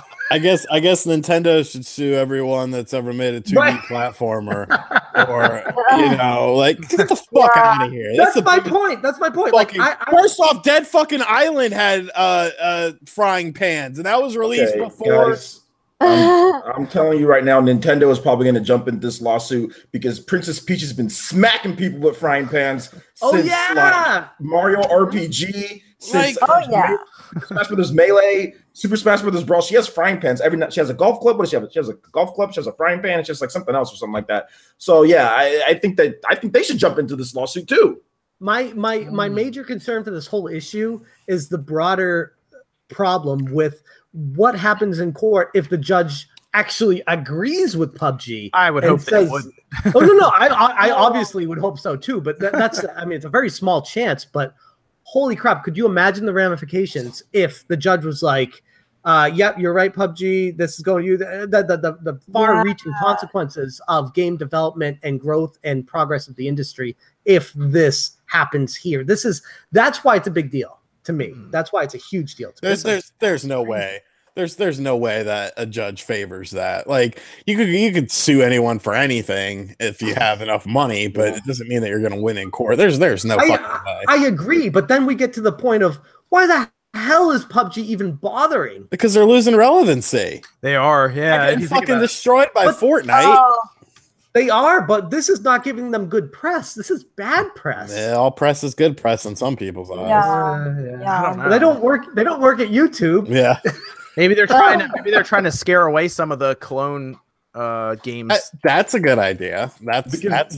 Didn't they want to think about they talked about potentially suing Fortnite, right? Like Epic about the battle royale mode too. So they, I mean, like they're obviously scared. They're definitely scared because they feel that like they started the battle royale genre, but they didn't. No, they didn't. That's they built their game.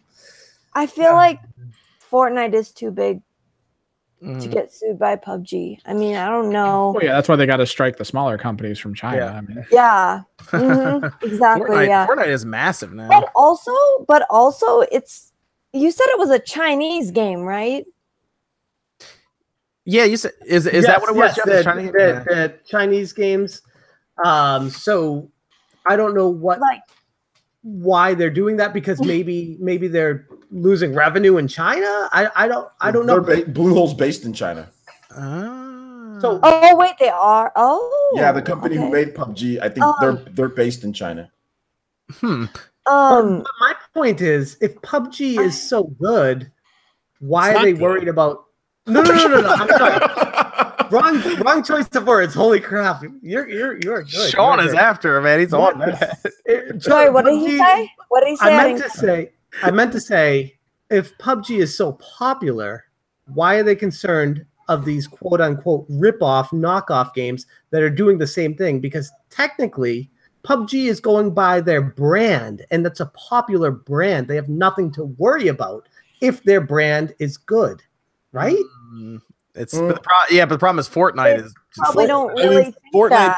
Fortnite's killing them. They probably don't really think that. It runs like shit still on the Xbox One. If Fortnite is a better game, Crazy Justice is going to be a better game. There's the thing of it is, like, yes, they were the originator as far as mainstream is concerned of this whole battle royale thing, but that doesn't mean shit, because companies are coming along and doing it so much better. Like I think half of the appeal, in my opinion, to PUBG was the fact that, you know, a lot of mainstream streamers picked it up. And half of the appeal of watching those mainstream streamers play it was how fucking broken the game was. And then people just got kind of bored with it. And then they moved on to Fortnite. And Fortnite is actually, you know, a decently crafted game that, you know, isn't full of all these bugs and all these glitches and stuff like that. So, you know, it's just to that point, from what I remember seeing from some of the Twitch streams of players playing these Chinese games, even they're smoother in terms of looks than what PUBG is.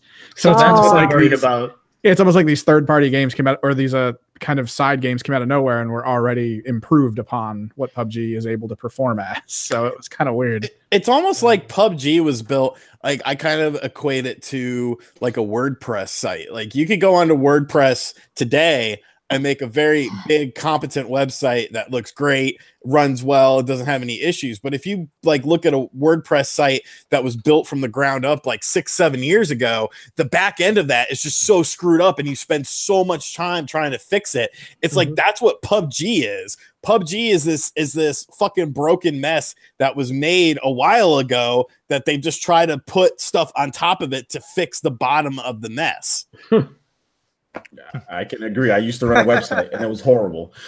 I'm speaking from experience. Yeah, I used to run a website and it's freaking horrible running a website. I'll never do it again. So when are they deciding anything on that, Jeff? I don't know the dates of the court case. It just came out, so it's probably got 2-3+ years in it right now. But it's something to keep on the radar and be concerned about if there's something that comes to light where a judge agrees with it, because oh my god, if for some reason PUBG is in the right, then that's going to have far-reaching consequences. Yeah, that's going to set a bad precedent for everything else. Yeah. So Spider-Man gets sued by Rocksteady just because. PS5. You guys want to talk about the PS5 before we move on to questions? Anyone? Did you guys get a chance to see the I guess this article that was written by Semi-Accurate? They've actually been correct, as weird as their name says, in the past with PS4 specs, and then they were actually correct calling the NVIDIA Nintendo partnership before it was revealed. But did you guys read up on some of the stuff that they said about the PS5? I did a video on it too. I watched the video, then I went to the link and I read more about it, and I was just like, huh. Well, the PS5 seems to just be a more powerful PS4. Essentially, is what they're saying. Probably about 2.5 times more powerful, I would say, than the PS4 Pro, but with a better CPU. So it'll be more so than what the teraflop count or the raw power shows. But it's probably going to be just a 4K native 4K system. The one thing that I thought was really cool was the idea of VR being implemented as at like a hardware level. Like an internal system. So like my VR headset is a pain to set up, but if I only had to plug in the headset and that was it, that would be way better. So I didn't know what you guys thought about the PS5, whether it's timing. You want the PS5 to come out sooner? Do you want it to come out late, like 2020 or something? I'm just trying to get a gauge on where everybody is on the PS5. I don't know. I feel like I don't care. I don't care because you could sit there and say, oh, look at these specs, look at this tech, blah, blah, blah. I don't give a fuck. Show me the games. Like, what games does it have? What games does it run? It's like, I can't get excited. I can't really get excited for a system until I see the games. So I don't really care.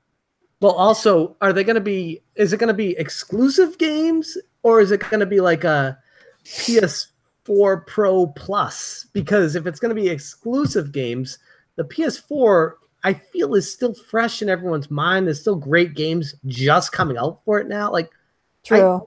I feel like this is getting to the point of what's the rush here? You're already on top. You're doing well. Unless it adds a huge new feature like portability, like the Switch did, then what is the reason for this? That's my take on it. That's honestly, I felt like Microsoft would kickstart the next generation first, because Xbox One X, didn't they? Well, again, the CPU is still the same. They need to do something about that, and when they do, you'll see again open world games run much better and probably do cooler things, to be honest. But I feel like Microsoft has to start that next generation, not Sony. What does Sony care? They're coming up on what, 80 million PS4s sold. Why would they kickstart the next generation? Oh wow, Exactly. I mean, I feel like they shouldn't do what I think Nintendo did with the Wii, because like, I don't know, I feel like with the Wii, like it was selling really well, or until the end, and then they just like released the Wii U, and then it's like they stopped the sales of the Wii, kind of. I don't know. Did they? Well, you're making the point that the Wii U was kind of like this. It almost like they wanted the Wii to last a little longer, is what it kind of felt like. Because OJ, you could probably talk a little more on this, but it almost felt like the Wii U was kind of the idea that they probably had originally was they wanted something like the Switch, but it's almost like they couldn't quite have it yet. Yeah, the tech wasn't. And it's almost like they wanted the Wii to last longer, but I guess maybe it just couldn't, and they had to get something new out like the Wii U. Yeah. I agree. I agree with what you're saying. I agree.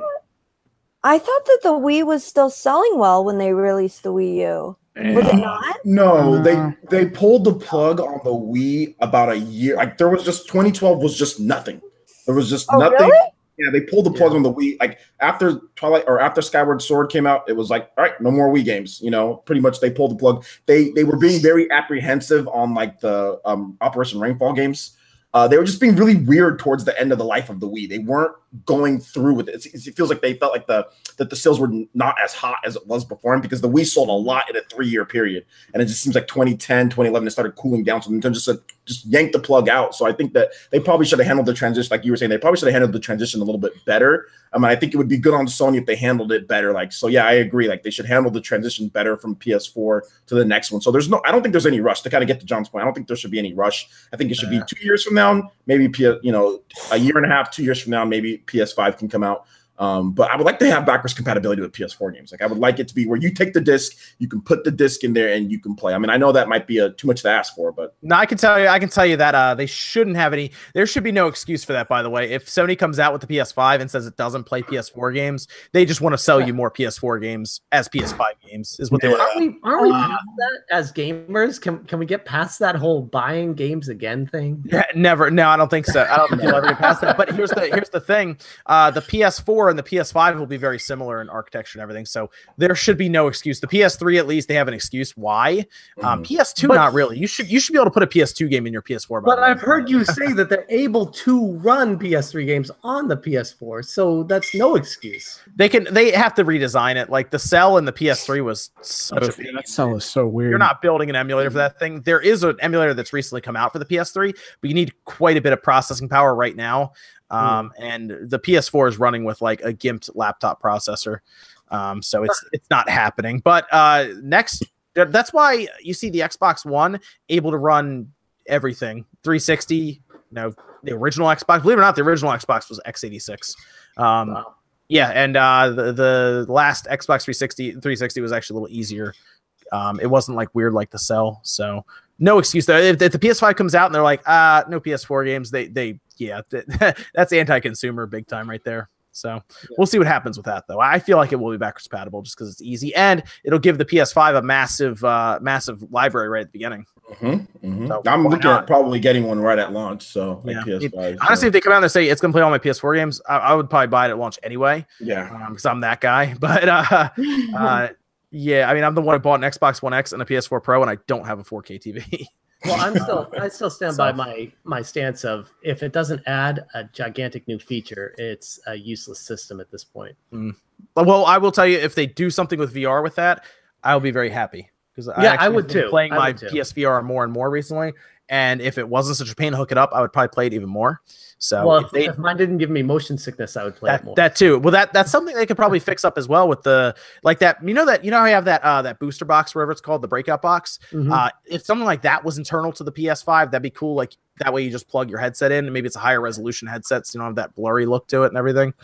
There's a lot of stuff they can do, and I would like to see them do some VR stuff because they are the market leaders. So it's up to them. It would be cool if I could actually do VR, but I can't really do VR. What's the VR lab that you work at? Is that like they like work on VR stuff and everything there? Yeah, they do. Well, they do more like projects like educational and like studies type things. Like they have one thing that they've been working on. It's called ChemVR, and it's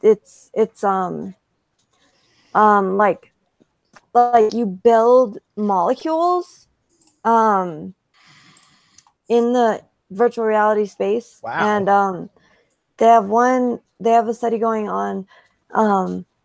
They're partnering with a professor at a university, and they have sorry, I get a little tongue. So wait, the molecules are like right in front of you, and you can kind of like play with them in 3D space and everything? Yeah.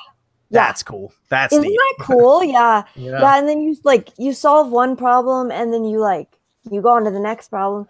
They also are like trying to build a space for like meditation and like see how VR will affect like anxiety and depression, like people with anxiety and depression. That's a cool idea. Really, they do a lot, and they have like even more stuff. You should have come to our open house. Okay. Oh, when was the open house, or when is it? Oh, it was on Wednesday. Oh. Last day. There's some cool things they can do with VR. I think education is one of the best places for VR, to be honest. That's actually cool. What about porn? Well, I mean that's what's driving VR to where it is. But isn't porn what drives everything? Yeah, I mean, that's how the internet, DVDs, all of it. Yeah, that's how Blu-ray won. So there you go. I'm not saying that to like be funny. It's part of its history. It's straight up there. Yeah, that's a lot of money to be made there. So yeah, I mean, you've probably seen the YouTube videos of like the people at conventions trying them out, and it's not even showing what they see; it's just showing the people in the chairs, like like crazy people and stuff. Yeah, that's just waiting for the Ready Player One bodysuits with porn. So that's I guess those are all our topics. Evan, did you want to look at Discord for any questions? I'll look through the super chat and we'll answer some questions before we head out. What we got here. Do you believe Netflix or YouTube features on the Switch will come with the online service, or is Nintendo avoiding streaming services to remain a primary gaming system? I mean, we have Hulu right now, I believe. Yeah, they got that early, didn't they? I think all of that probably will come with the online service. I'm not really sure how Hulu managed to show up on there, unless they paid him money. I'm not really sure how Hulu showed up right away. Well, not right away, but early. Yeah, I mean, Netflix, who knows? I mean, honestly, it could show up tomorrow for all we know. But maybe the online service. I don't know. What do you guys think about Netflix on the Switch? I like it. I mean, overdue. Yeah, but I'm actually canceling my Netflix subscription. What about what else is there? WWE Network. There Yes, you go. I What would about love that? Yes, Okay. that's what I need. It is Are a you the reason tablet. I'm getting all those WWE things on Twitter? They just keep popping up, and I think it's because I'm your friend. Yeah, it probably is.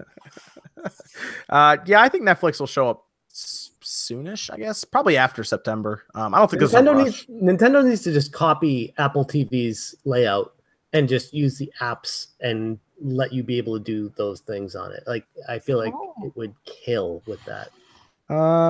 Let's see. This next one is from Matches Super Chat. When will Switch begin to see simultaneous releases? Wolfenstein II is understandable, but Spyro and Dragon Quest XI are concerning.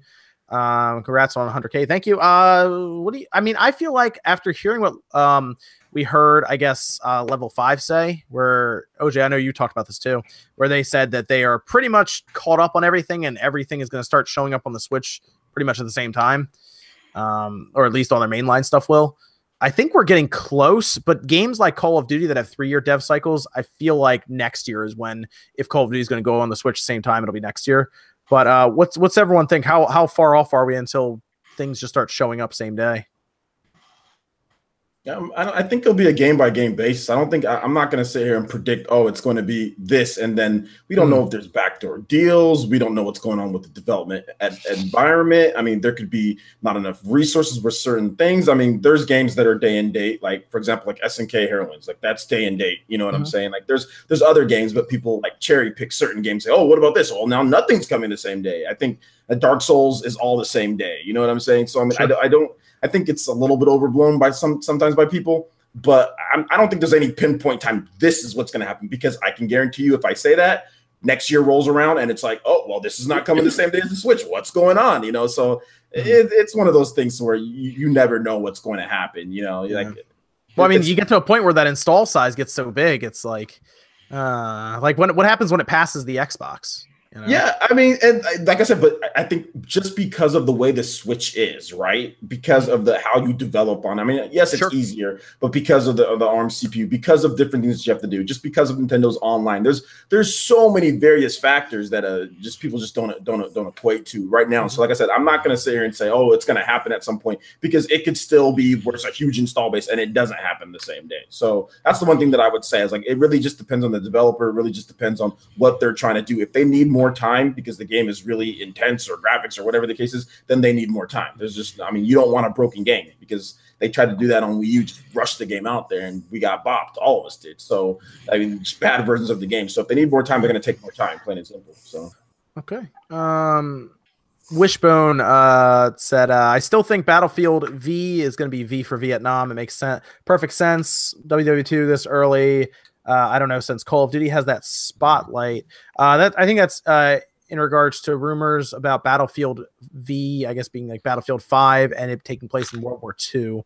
We don't we assume we're going to, I guess, learn more about it at E3 at the EA event, or EA. They are a big event there. So I feel like they will do I mean, they just did WW1, right? World War I. So I feel like they probably will just go with World War II right now is the safe bet, especially if they think they can do it better than what Call of Duty did it. So why not? It's easy, right? I'm also curious about how Battlefield's going to fit in. Like I said, I don't know if that's going to be an October release or they'll try to squeeze in November, but we'll see. Koloko says, with the hype for Splatoon and Smash tournament coming to E3, what is the best / most exciting live gaming event / moment for each of you? What is the best / most exciting live gaming event / moment for each of you? I guess like Daigo's perfect freaking counters in Street Fighter. Like, is that like along those lines? I guess what they're asking for. Yeah, that's what he's asking. Like anytime that but I don't know if you watch that live. He's talking about anything that happened live. I guess that you watched. I mean, I have something off the top of my head. So I'm just gonna say like Evo 2016 Hungry Box versus Armada. in Super Smash Brothers Melee. That was just on that big stage. Hungrybox is using Jigglypuff, you know, like Hungrybox uses Jigglypuff, and watching him fight against Armada, who was the #1 in the world at that time, the best player, using the best character, seeing him come back double like grand finals, or he's in losers. So Hungrybox has to beat Armada, the best player in the world, for a whole set, then beat him again. So to see that come back on there, that was insane. So I'd probably say that was my favorite moment. It was Evo 2016 Super Smash Brothers Melee, where Hungrybox kind of came back. And then he was nominated for the Game Awards Gamer of the Year. So then he got nominated for that, but he didn't win it, but he got nominated. So okay. I got a ton of esports moments, but my favorite, because I love these moments, is the audible booing when the PSP Vita announced their cell phone partner for who was going to manage their online. I just love that booing. It was so good. I'm gonna say Ridge Racer. when they did the Ridge Racer, right? You gotta say Ridge Racer. And then everyone was like nobody gave a shit. That made me laugh. I like cringy stuff. And then the dude, the No Way Out guy, during the Game Awards, he was great too. Yeah, man. I'd say for me, I'm weird. I like the games done quick stuff, and I like I'm a big fan of Seth Bling with his SNES code injections with Super Mario World and making Flappy Bird in the actual cart and doing that stuff. And he did some of that live. It's just like that blows my mind. That's probably my favorite of all time. So in all right, in 1989, my favorite one was when Jimmy beat Lucas in Mario 3. Oh, that was good. That was great. But that wasn't live, though. That wasn't live. That was live. It felt live. It felt live. I mean, that was the first time everyone saw Mario 3, so it was like it was new to everybody. What about the Ravi Roll? Memories. You guys remember Ravi Roll from E3? I was watching that 2008 Nintendo 2008 E3 where the guy was doing the drums that like the air like on the Wii balance board. Like that was a great moment. Or when they were playing Wii Music. Remember when they were playing Wii Music? Oh god, cringe. No, if you want 100% cringe. If you want an awesome moment, go back and watch the reveal of Twilight Princess to the E3 crowd. That was ridiculous. You know what they should do this E3? They should re-announce a Final Fantasy VII remake. Everyone goes crazy. We're announcing it's actually going to come out, but we don't have a date still. Kazoo, did you have any big gaming live moments that you got excited for or you remember? Are you talking to me? Yeah. Did you have any big gaming moments or anything that? Well, I'm sure there is one. I'm drawing a blank right now. Oh, it's fine. I didn't know if you had any off the top of your head or anything. What? I didn't know if you had any off the top of your head or anything. That was kind of just like it was just like a. Oh, definitely. Oh man. Any big game reveals that you were excited for? Yeah, that's what. Well, I think I was pretty excited when I saw the HD Animal Crossing on the Wii U, and then I saw it was Amiibo Festival, and I'm like, this isn't a real Animal Crossing. Well, hopefully they'll fix that this E3. Isn't it funny though? Sometimes isn't it funny? Sometimes there's a reveal, and you're like, I know for sure this game is going to be terrible. Because I didn't know. I mean, I didn't know it was going to be terrible. I was willing to give it a chance, but turned out to be terrible. But that's okay. No, but I also remember.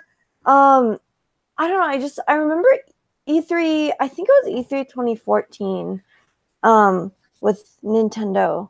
I don't know what. Like I remember there. That was the big one. I know what you're talking about. That was like when they had like, they had everything there at that E3. That E3 was amazing. That digital press conference thing that they did. Let's move on here. Cersei Julius Spawn, congrats on 100K subs. Thank you. RGT85 is the homie. His chair video is comedy gold. I haven't watched it yet, Sean. You just did you put that up today? I put it up like right as we were going live. Cersei Julia says, you guys make me want to start a gaming channel. You should. You should. Absolutely. Follow your passion. Yes. Avedon Smith, Avedon, he's actually been on the SpawnCast as well. Spider-Man PS5 in 2018. I think he was messing around there. I don't think the PS5 is 2018. No, that'd be crazy. Shout outs to Avedon and his arm skills. The man is pretty good in arms. Yeah, he's pretty. He was giving me the 1-2 today a couple times, man. So he's pretty good. Who was? I'm a big fan of Avedon. Avedon. Yeah, he was on the SpawnCast before. Cool dude. Wait, sorry, who? Avedon Smith. He actually chat. He was on the SpawnCast before. He's a pretty cool guy. Had some fun on here.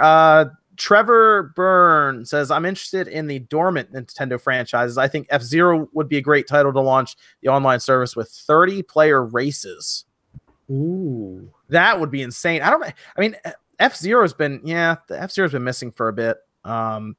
Oh yeah, what if they just do that? Like, what's a good? They're just like, new F-Zero. That's one like genre that doesn't really have massive multiplayer. It's always like 4 players. It's never like 30. Well, that's always the problem with the maps versus the vehicles. I mean, does it feel good or not? Like, that'd be a good way to kind of change up the type of game, though, if you really threw that many people in, like massive amount of players. You'd have to design it around it. Because what was the PS3 game where you could pick like between tons of cars and race across the desert? That was one of the massive ones, I thought, and it was okay.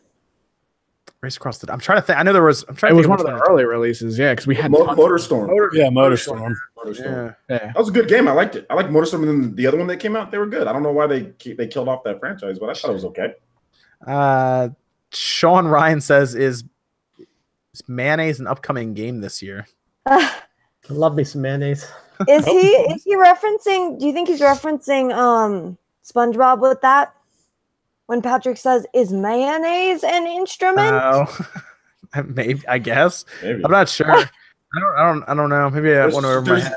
There's too many memes with SpongeBob. Like the memes just keep too many memes. OJ. There's never enough SpongeBob memes. No, never enough SpongeBob memes. Honestly, I love SpongeBob as well. Great. Brain Glick says Xenoblade Chronicles Export, Mario Maker done. I guess he's talking about like ports coming to the Switch. Mario Maker, that has to be. I think that has to be 3 too. That seems like an easy one. Mario seems easy. Maker. Definitely gonna have. I keep saying it. Super Mario Brothers 2, Doki Doki Panic is going to be in the next Mario Maker. Cool. Has to be. Has to be. What were you saying, Evan? You said you had a Discord? Yeah, well, I think there's only one other on here, and then there's one in Streamlabs. Do you think Bayonetta 3 and or Pikmin 4 release this year? Bayo 3, yes. I'm going to say Bayo 3 for sure. Really? You think Bayo 3 is coming this holiday? I think Bayo 3 is coming this year. No. Too soon. I think it is.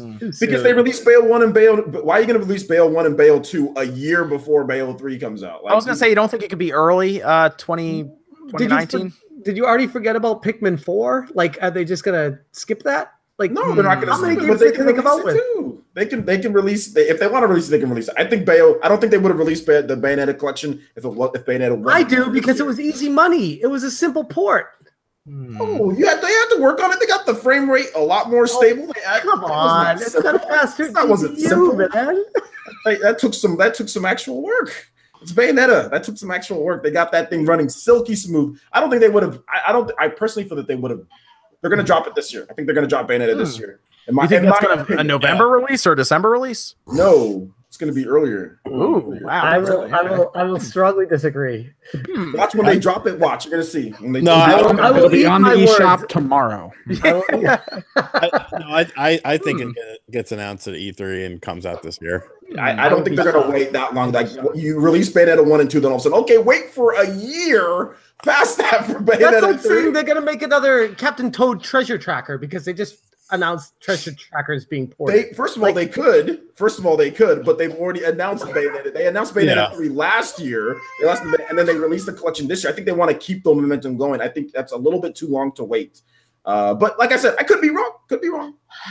What about the Metroid Prime trilogy? That's what they need to release. They'll probably release it.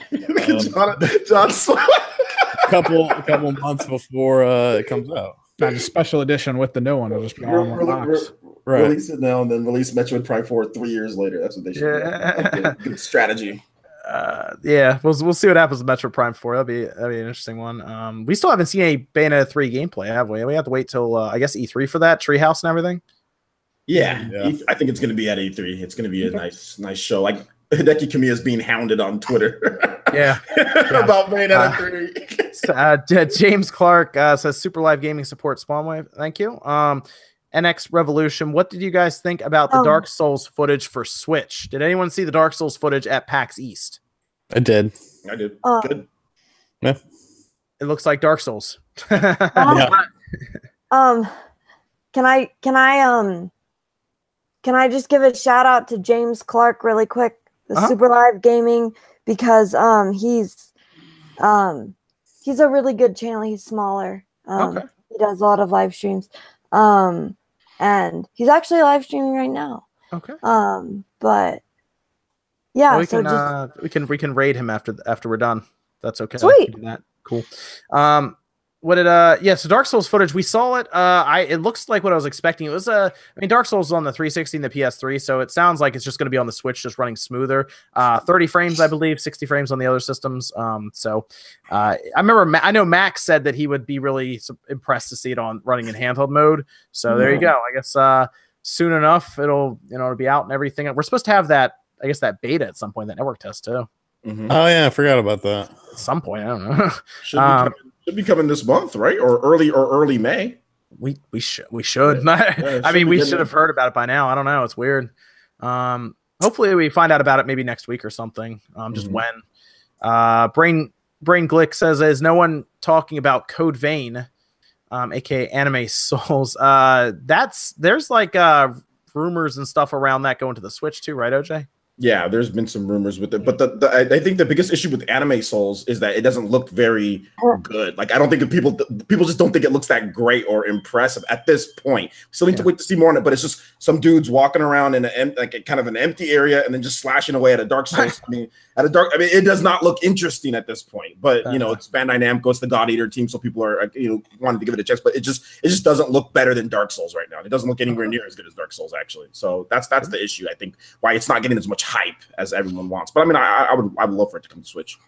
Cringler says, I have 635 hours in Zelda Breath of the Wild. That's a lot of hours. Also, I'm wanting to get a PS4 Pro. He does have a 4K TV, but I don't know what these PS5 rumors. What should I do? If you already have a PS4 at this point, I probably wouldn't upgrade yet. Although you're probably going to be waiting another 2 years, year and a half, 3. Yeah. It could be a while, honestly. And the Pro would even drop down depending. Sometimes around Black Friday, it was like 300 or 350 one year. So that might be a good time if you're still waiting. But the Pro does a good job at least upscaling to 4K. I will say that. Yeah. I did want to say one piece before we forget this, Spawn and group. My prediction as far as Labo, which is kind of a big deal for Nintendo, I don't feel like people are giving that enough of a emphasis. That is a huge deal for Nintendo. And if Labo sells well, then they're going to make a bunch of new stuff. Obviously, all this is completely obvious. But if Nintendo's Labo does not sell well, that's when they're going to start exploring new options for revisions of the Switch. So it's going to sell well. People will buy it. No, I agree. Even if it sucks, people are still going to buy it. I'm sold. If we're all wrong, though, I'm saying if Labo flops and if it's stupid and people think it's dumb, they're going to start pursuing new options for revisions of mini Switches and Switch XL and stuff like that. But until that happens, I think Labo is the deciding factor on what happens with the Switch going forward. I'm going to disagree with that. I think Nintendo's already working on what they're going to do next, like whether it's like a new Nintendo Switch or it's like like they did with the 3DS. I think Nintendo's already kind of working on what they're going to do with their next one. I don't think Labo has anything to do with what Nintendo's going to do with their hardware going forward. That's my opinion. But if Labo's selling like hand over fist, then they're going to come out with a Switch Mini where the Joy-Cons don't fit in it. Then that's going to be an issue. Because you can link your channel. Yeah, absolutely. Yeah. Okay. Thank you. Yeah. Sorry. I didn't want to say it. No, you're fine. Labo's gonna be interesting. I'm curious how they do that when they report it. I wonder if the MPD will report that. I assume they will. I wonder if Nintendo's gonna come out with revisions of like metallic in like higher quality Labo, because right now it's just cardboard, and I wonder if it's going to be like, because I got kids, they're going to destroy the hell out of that, and that's what I'm concerned about. What, like Gunpla Labos? Yeah. Apparently they're going to sell replacement things. I don't know. We'll see how that goes. But that's going to be a customer service nightmare. Yeah. I foresee them upping the quality of it if it sells successfully. Brain Glick says Fortnite has a great single player, unlike PUBG. That I mean, I still think a lot of people just play the free multiplayer. To be honest, I know a lot of people. I know people buy it. Like Evan, I know you bought it, but I feel like a lot of people just play the multiplayer. Isn't the single player like a raid mode basically? Wait, which one are you talking about? Tower defense type of deal. Fortnite, yeah. Like a tower defense. Yeah, it's tower defense, 4-person co-op. It's just it's technically tower defense. It's partial exploration of a map, resource gathering, and then tower defense, depending on what your mission is. I mean, it at least has a single player, so yeah, there you go. And then the last one, Sakon10 says new Goemon game incoming. I saw that Konami picked up and redirected the Goemon URL, so maybe it's very possible. They seem to do okay with Bomberman, so why not get Goemon? Base it on the badass live action movie. Freak us all out. That'd be weird. That'd be interesting. No, I think it'll be like the guy from the Super Nintendo. I don't trust Konami with anything, so I'm not even gonna sit here and say yes or no. Dude, Goemon Pachinko, man. Yeah, problem solved. Goemon Pachinko. Netflix Goemon. Netflix Goemon. Even though the Netflix Castlevania is absolutely phenomenal, but. So that's everything there. Are we good? Discord and everything, Evan? Discord, Streamlabs, we have a message. Hey there, YellowKazoo. How's it going? Hope you have a wonderful weekend. That's from Gintoku Cruz. Oh, yeah. Thanks, Gintoki. There you go. You the bomb. Cool. All right. We're good there. So let's go around here. Start with OJ. Where can they find you, man? They can find me right over here on YouTube. PlayerEssence. Just look at it. Just look it up right there. Basically, cover Japanese gaming news, cover Nintendo a lot, cover RPGs a lot. That's kind of my forte. So whenever I talk about something, it's going to be something that I'm really passionate about, and hopefully you guys would like that type of stuff too. Really big on community and live streams over on my channel. So if you're interested in doing checking out live streams every single day, interaction, Q&A, stuff like that, playing games with the community, that's what I do on my channel, and I'll link it in the comment section. Sounds good. Cool. And I just want to say thanks again, John, for having me on the show. Yeah, absolutely, man, definitely. And then we have Jeff SmashJT. Where can they find him, man? Oh, looks like he's muted. Currently, I think he's dealing with his kids. Muted. I'm muted. Okay, I'm back. Sorry. I just want to make sure you weren't Welcome back. Welcome back. Thank you. I am SmashJT. I actually just purchased a $300 30-pound mallet, and I am starting to destroy stuff on my channel. Man. I'm having a lot of fun with that. So I just linked my channel in the description if people want to check it out. I got a new video coming out Monday where I destroy a box of Mario cereal and some milk and get completely messy. It's a lot of fun. So check it out. Sounds fun. Wow. That sounds good. Then Sean. Oh, I saw that video on Twitter. Yeah, you like that? The milk. Oh my gosh, that was hilarious. My wife was extremely upset at me because I used the last gallon of milk we had, and the kids. Oh no! So I made you go out and buy some more milk. Yeah. Like, Jeff, get to the grocery store now. What about a little bit more angry than that, but yeah. What about you, Sean? Where can they? You can find me at RGT85. Google me. I am like 8,000 subs away from 100K, so 8,000 of you should subscribe to me right now, so we get 100,000. Bunch of videos coming on the channel. I got like 5 reviews this week, I think. So yeah, it's gonna take a lot of time. And then I got some products coming in. I got a portable NES from Gamers Tech coming in. I just reviewed this chair, and you can see me put it together, and my camera keep falling over and almost breaking. Sean, I got to interrupt you. I just want to say I'm very excited to watch that video. But go on. It's a good video, man. I know, I'm dead serious. I'm not joking. I am very excited to watch that video. Yeah, just a lot of shit going on this week, so it'll be good. Cool. And then what about YellowKazoo? Hi, hi. I do a lot of streams. That's what I mostly do. and mostly Nintendo. I do like some IRL stuff. Like I do cooking sometimes if you're interested in that, and I post the occasional vlog, but I haven't done one of those in a while. So yeah, that's pretty much what I do. I'm on YouTube. I'll get my you want to drop it again. in chat? Yeah, like in chat. Yeah. I'll get my channel, and then I also have a Twitter, which I didn't say last time I was on the podcast. But yeah, I also have a Twitter, and I also have a Twitch. So if you like Twitch better, cool. Yeah, sounds good. Sounds good. Just thank you so much again for having me on again. Oh yeah, absolutely. Did you have that person that we were talking about before, YellowKazoo, the raid? Yeah. I'll get that. I'll get that too. Let me just. Sorry. While we're looking for that, can I just say congrats again on 100K? That is freaking incredible, dude. Congratulations. Thank you, sir. Yeah. I appreciate it. Cheers to that, buddy. That's awesome. Yay, John. Yay, John. Thank you. It was pretty cool to see that happen. That turnover, I should say. That's a pretty big deal. Okay, let me. I think I found him here.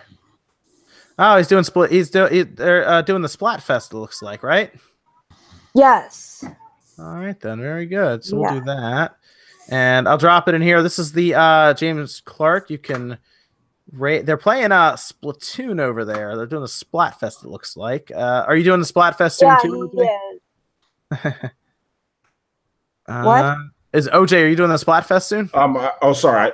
I thought you were talking to someone else. I already did the Splatfest. We did it for PE Arena today in the morning. So because I was thinking, well, John might call me on the SpawnCast, so I don't want to have to, like be real late with my PE Arena and all that. Then have to jump right over. So I was like, let me do the PE Arena early. So we got that. We started that at 10 a.m. So my time, 10 a.m. So yeah, I was like, let's just get the Splatfest out of the way. So we already did it. So I'm done. Cool. I'm done for the night. Well, I got editing to do, but that's it. There you go. Cool. All right, guys.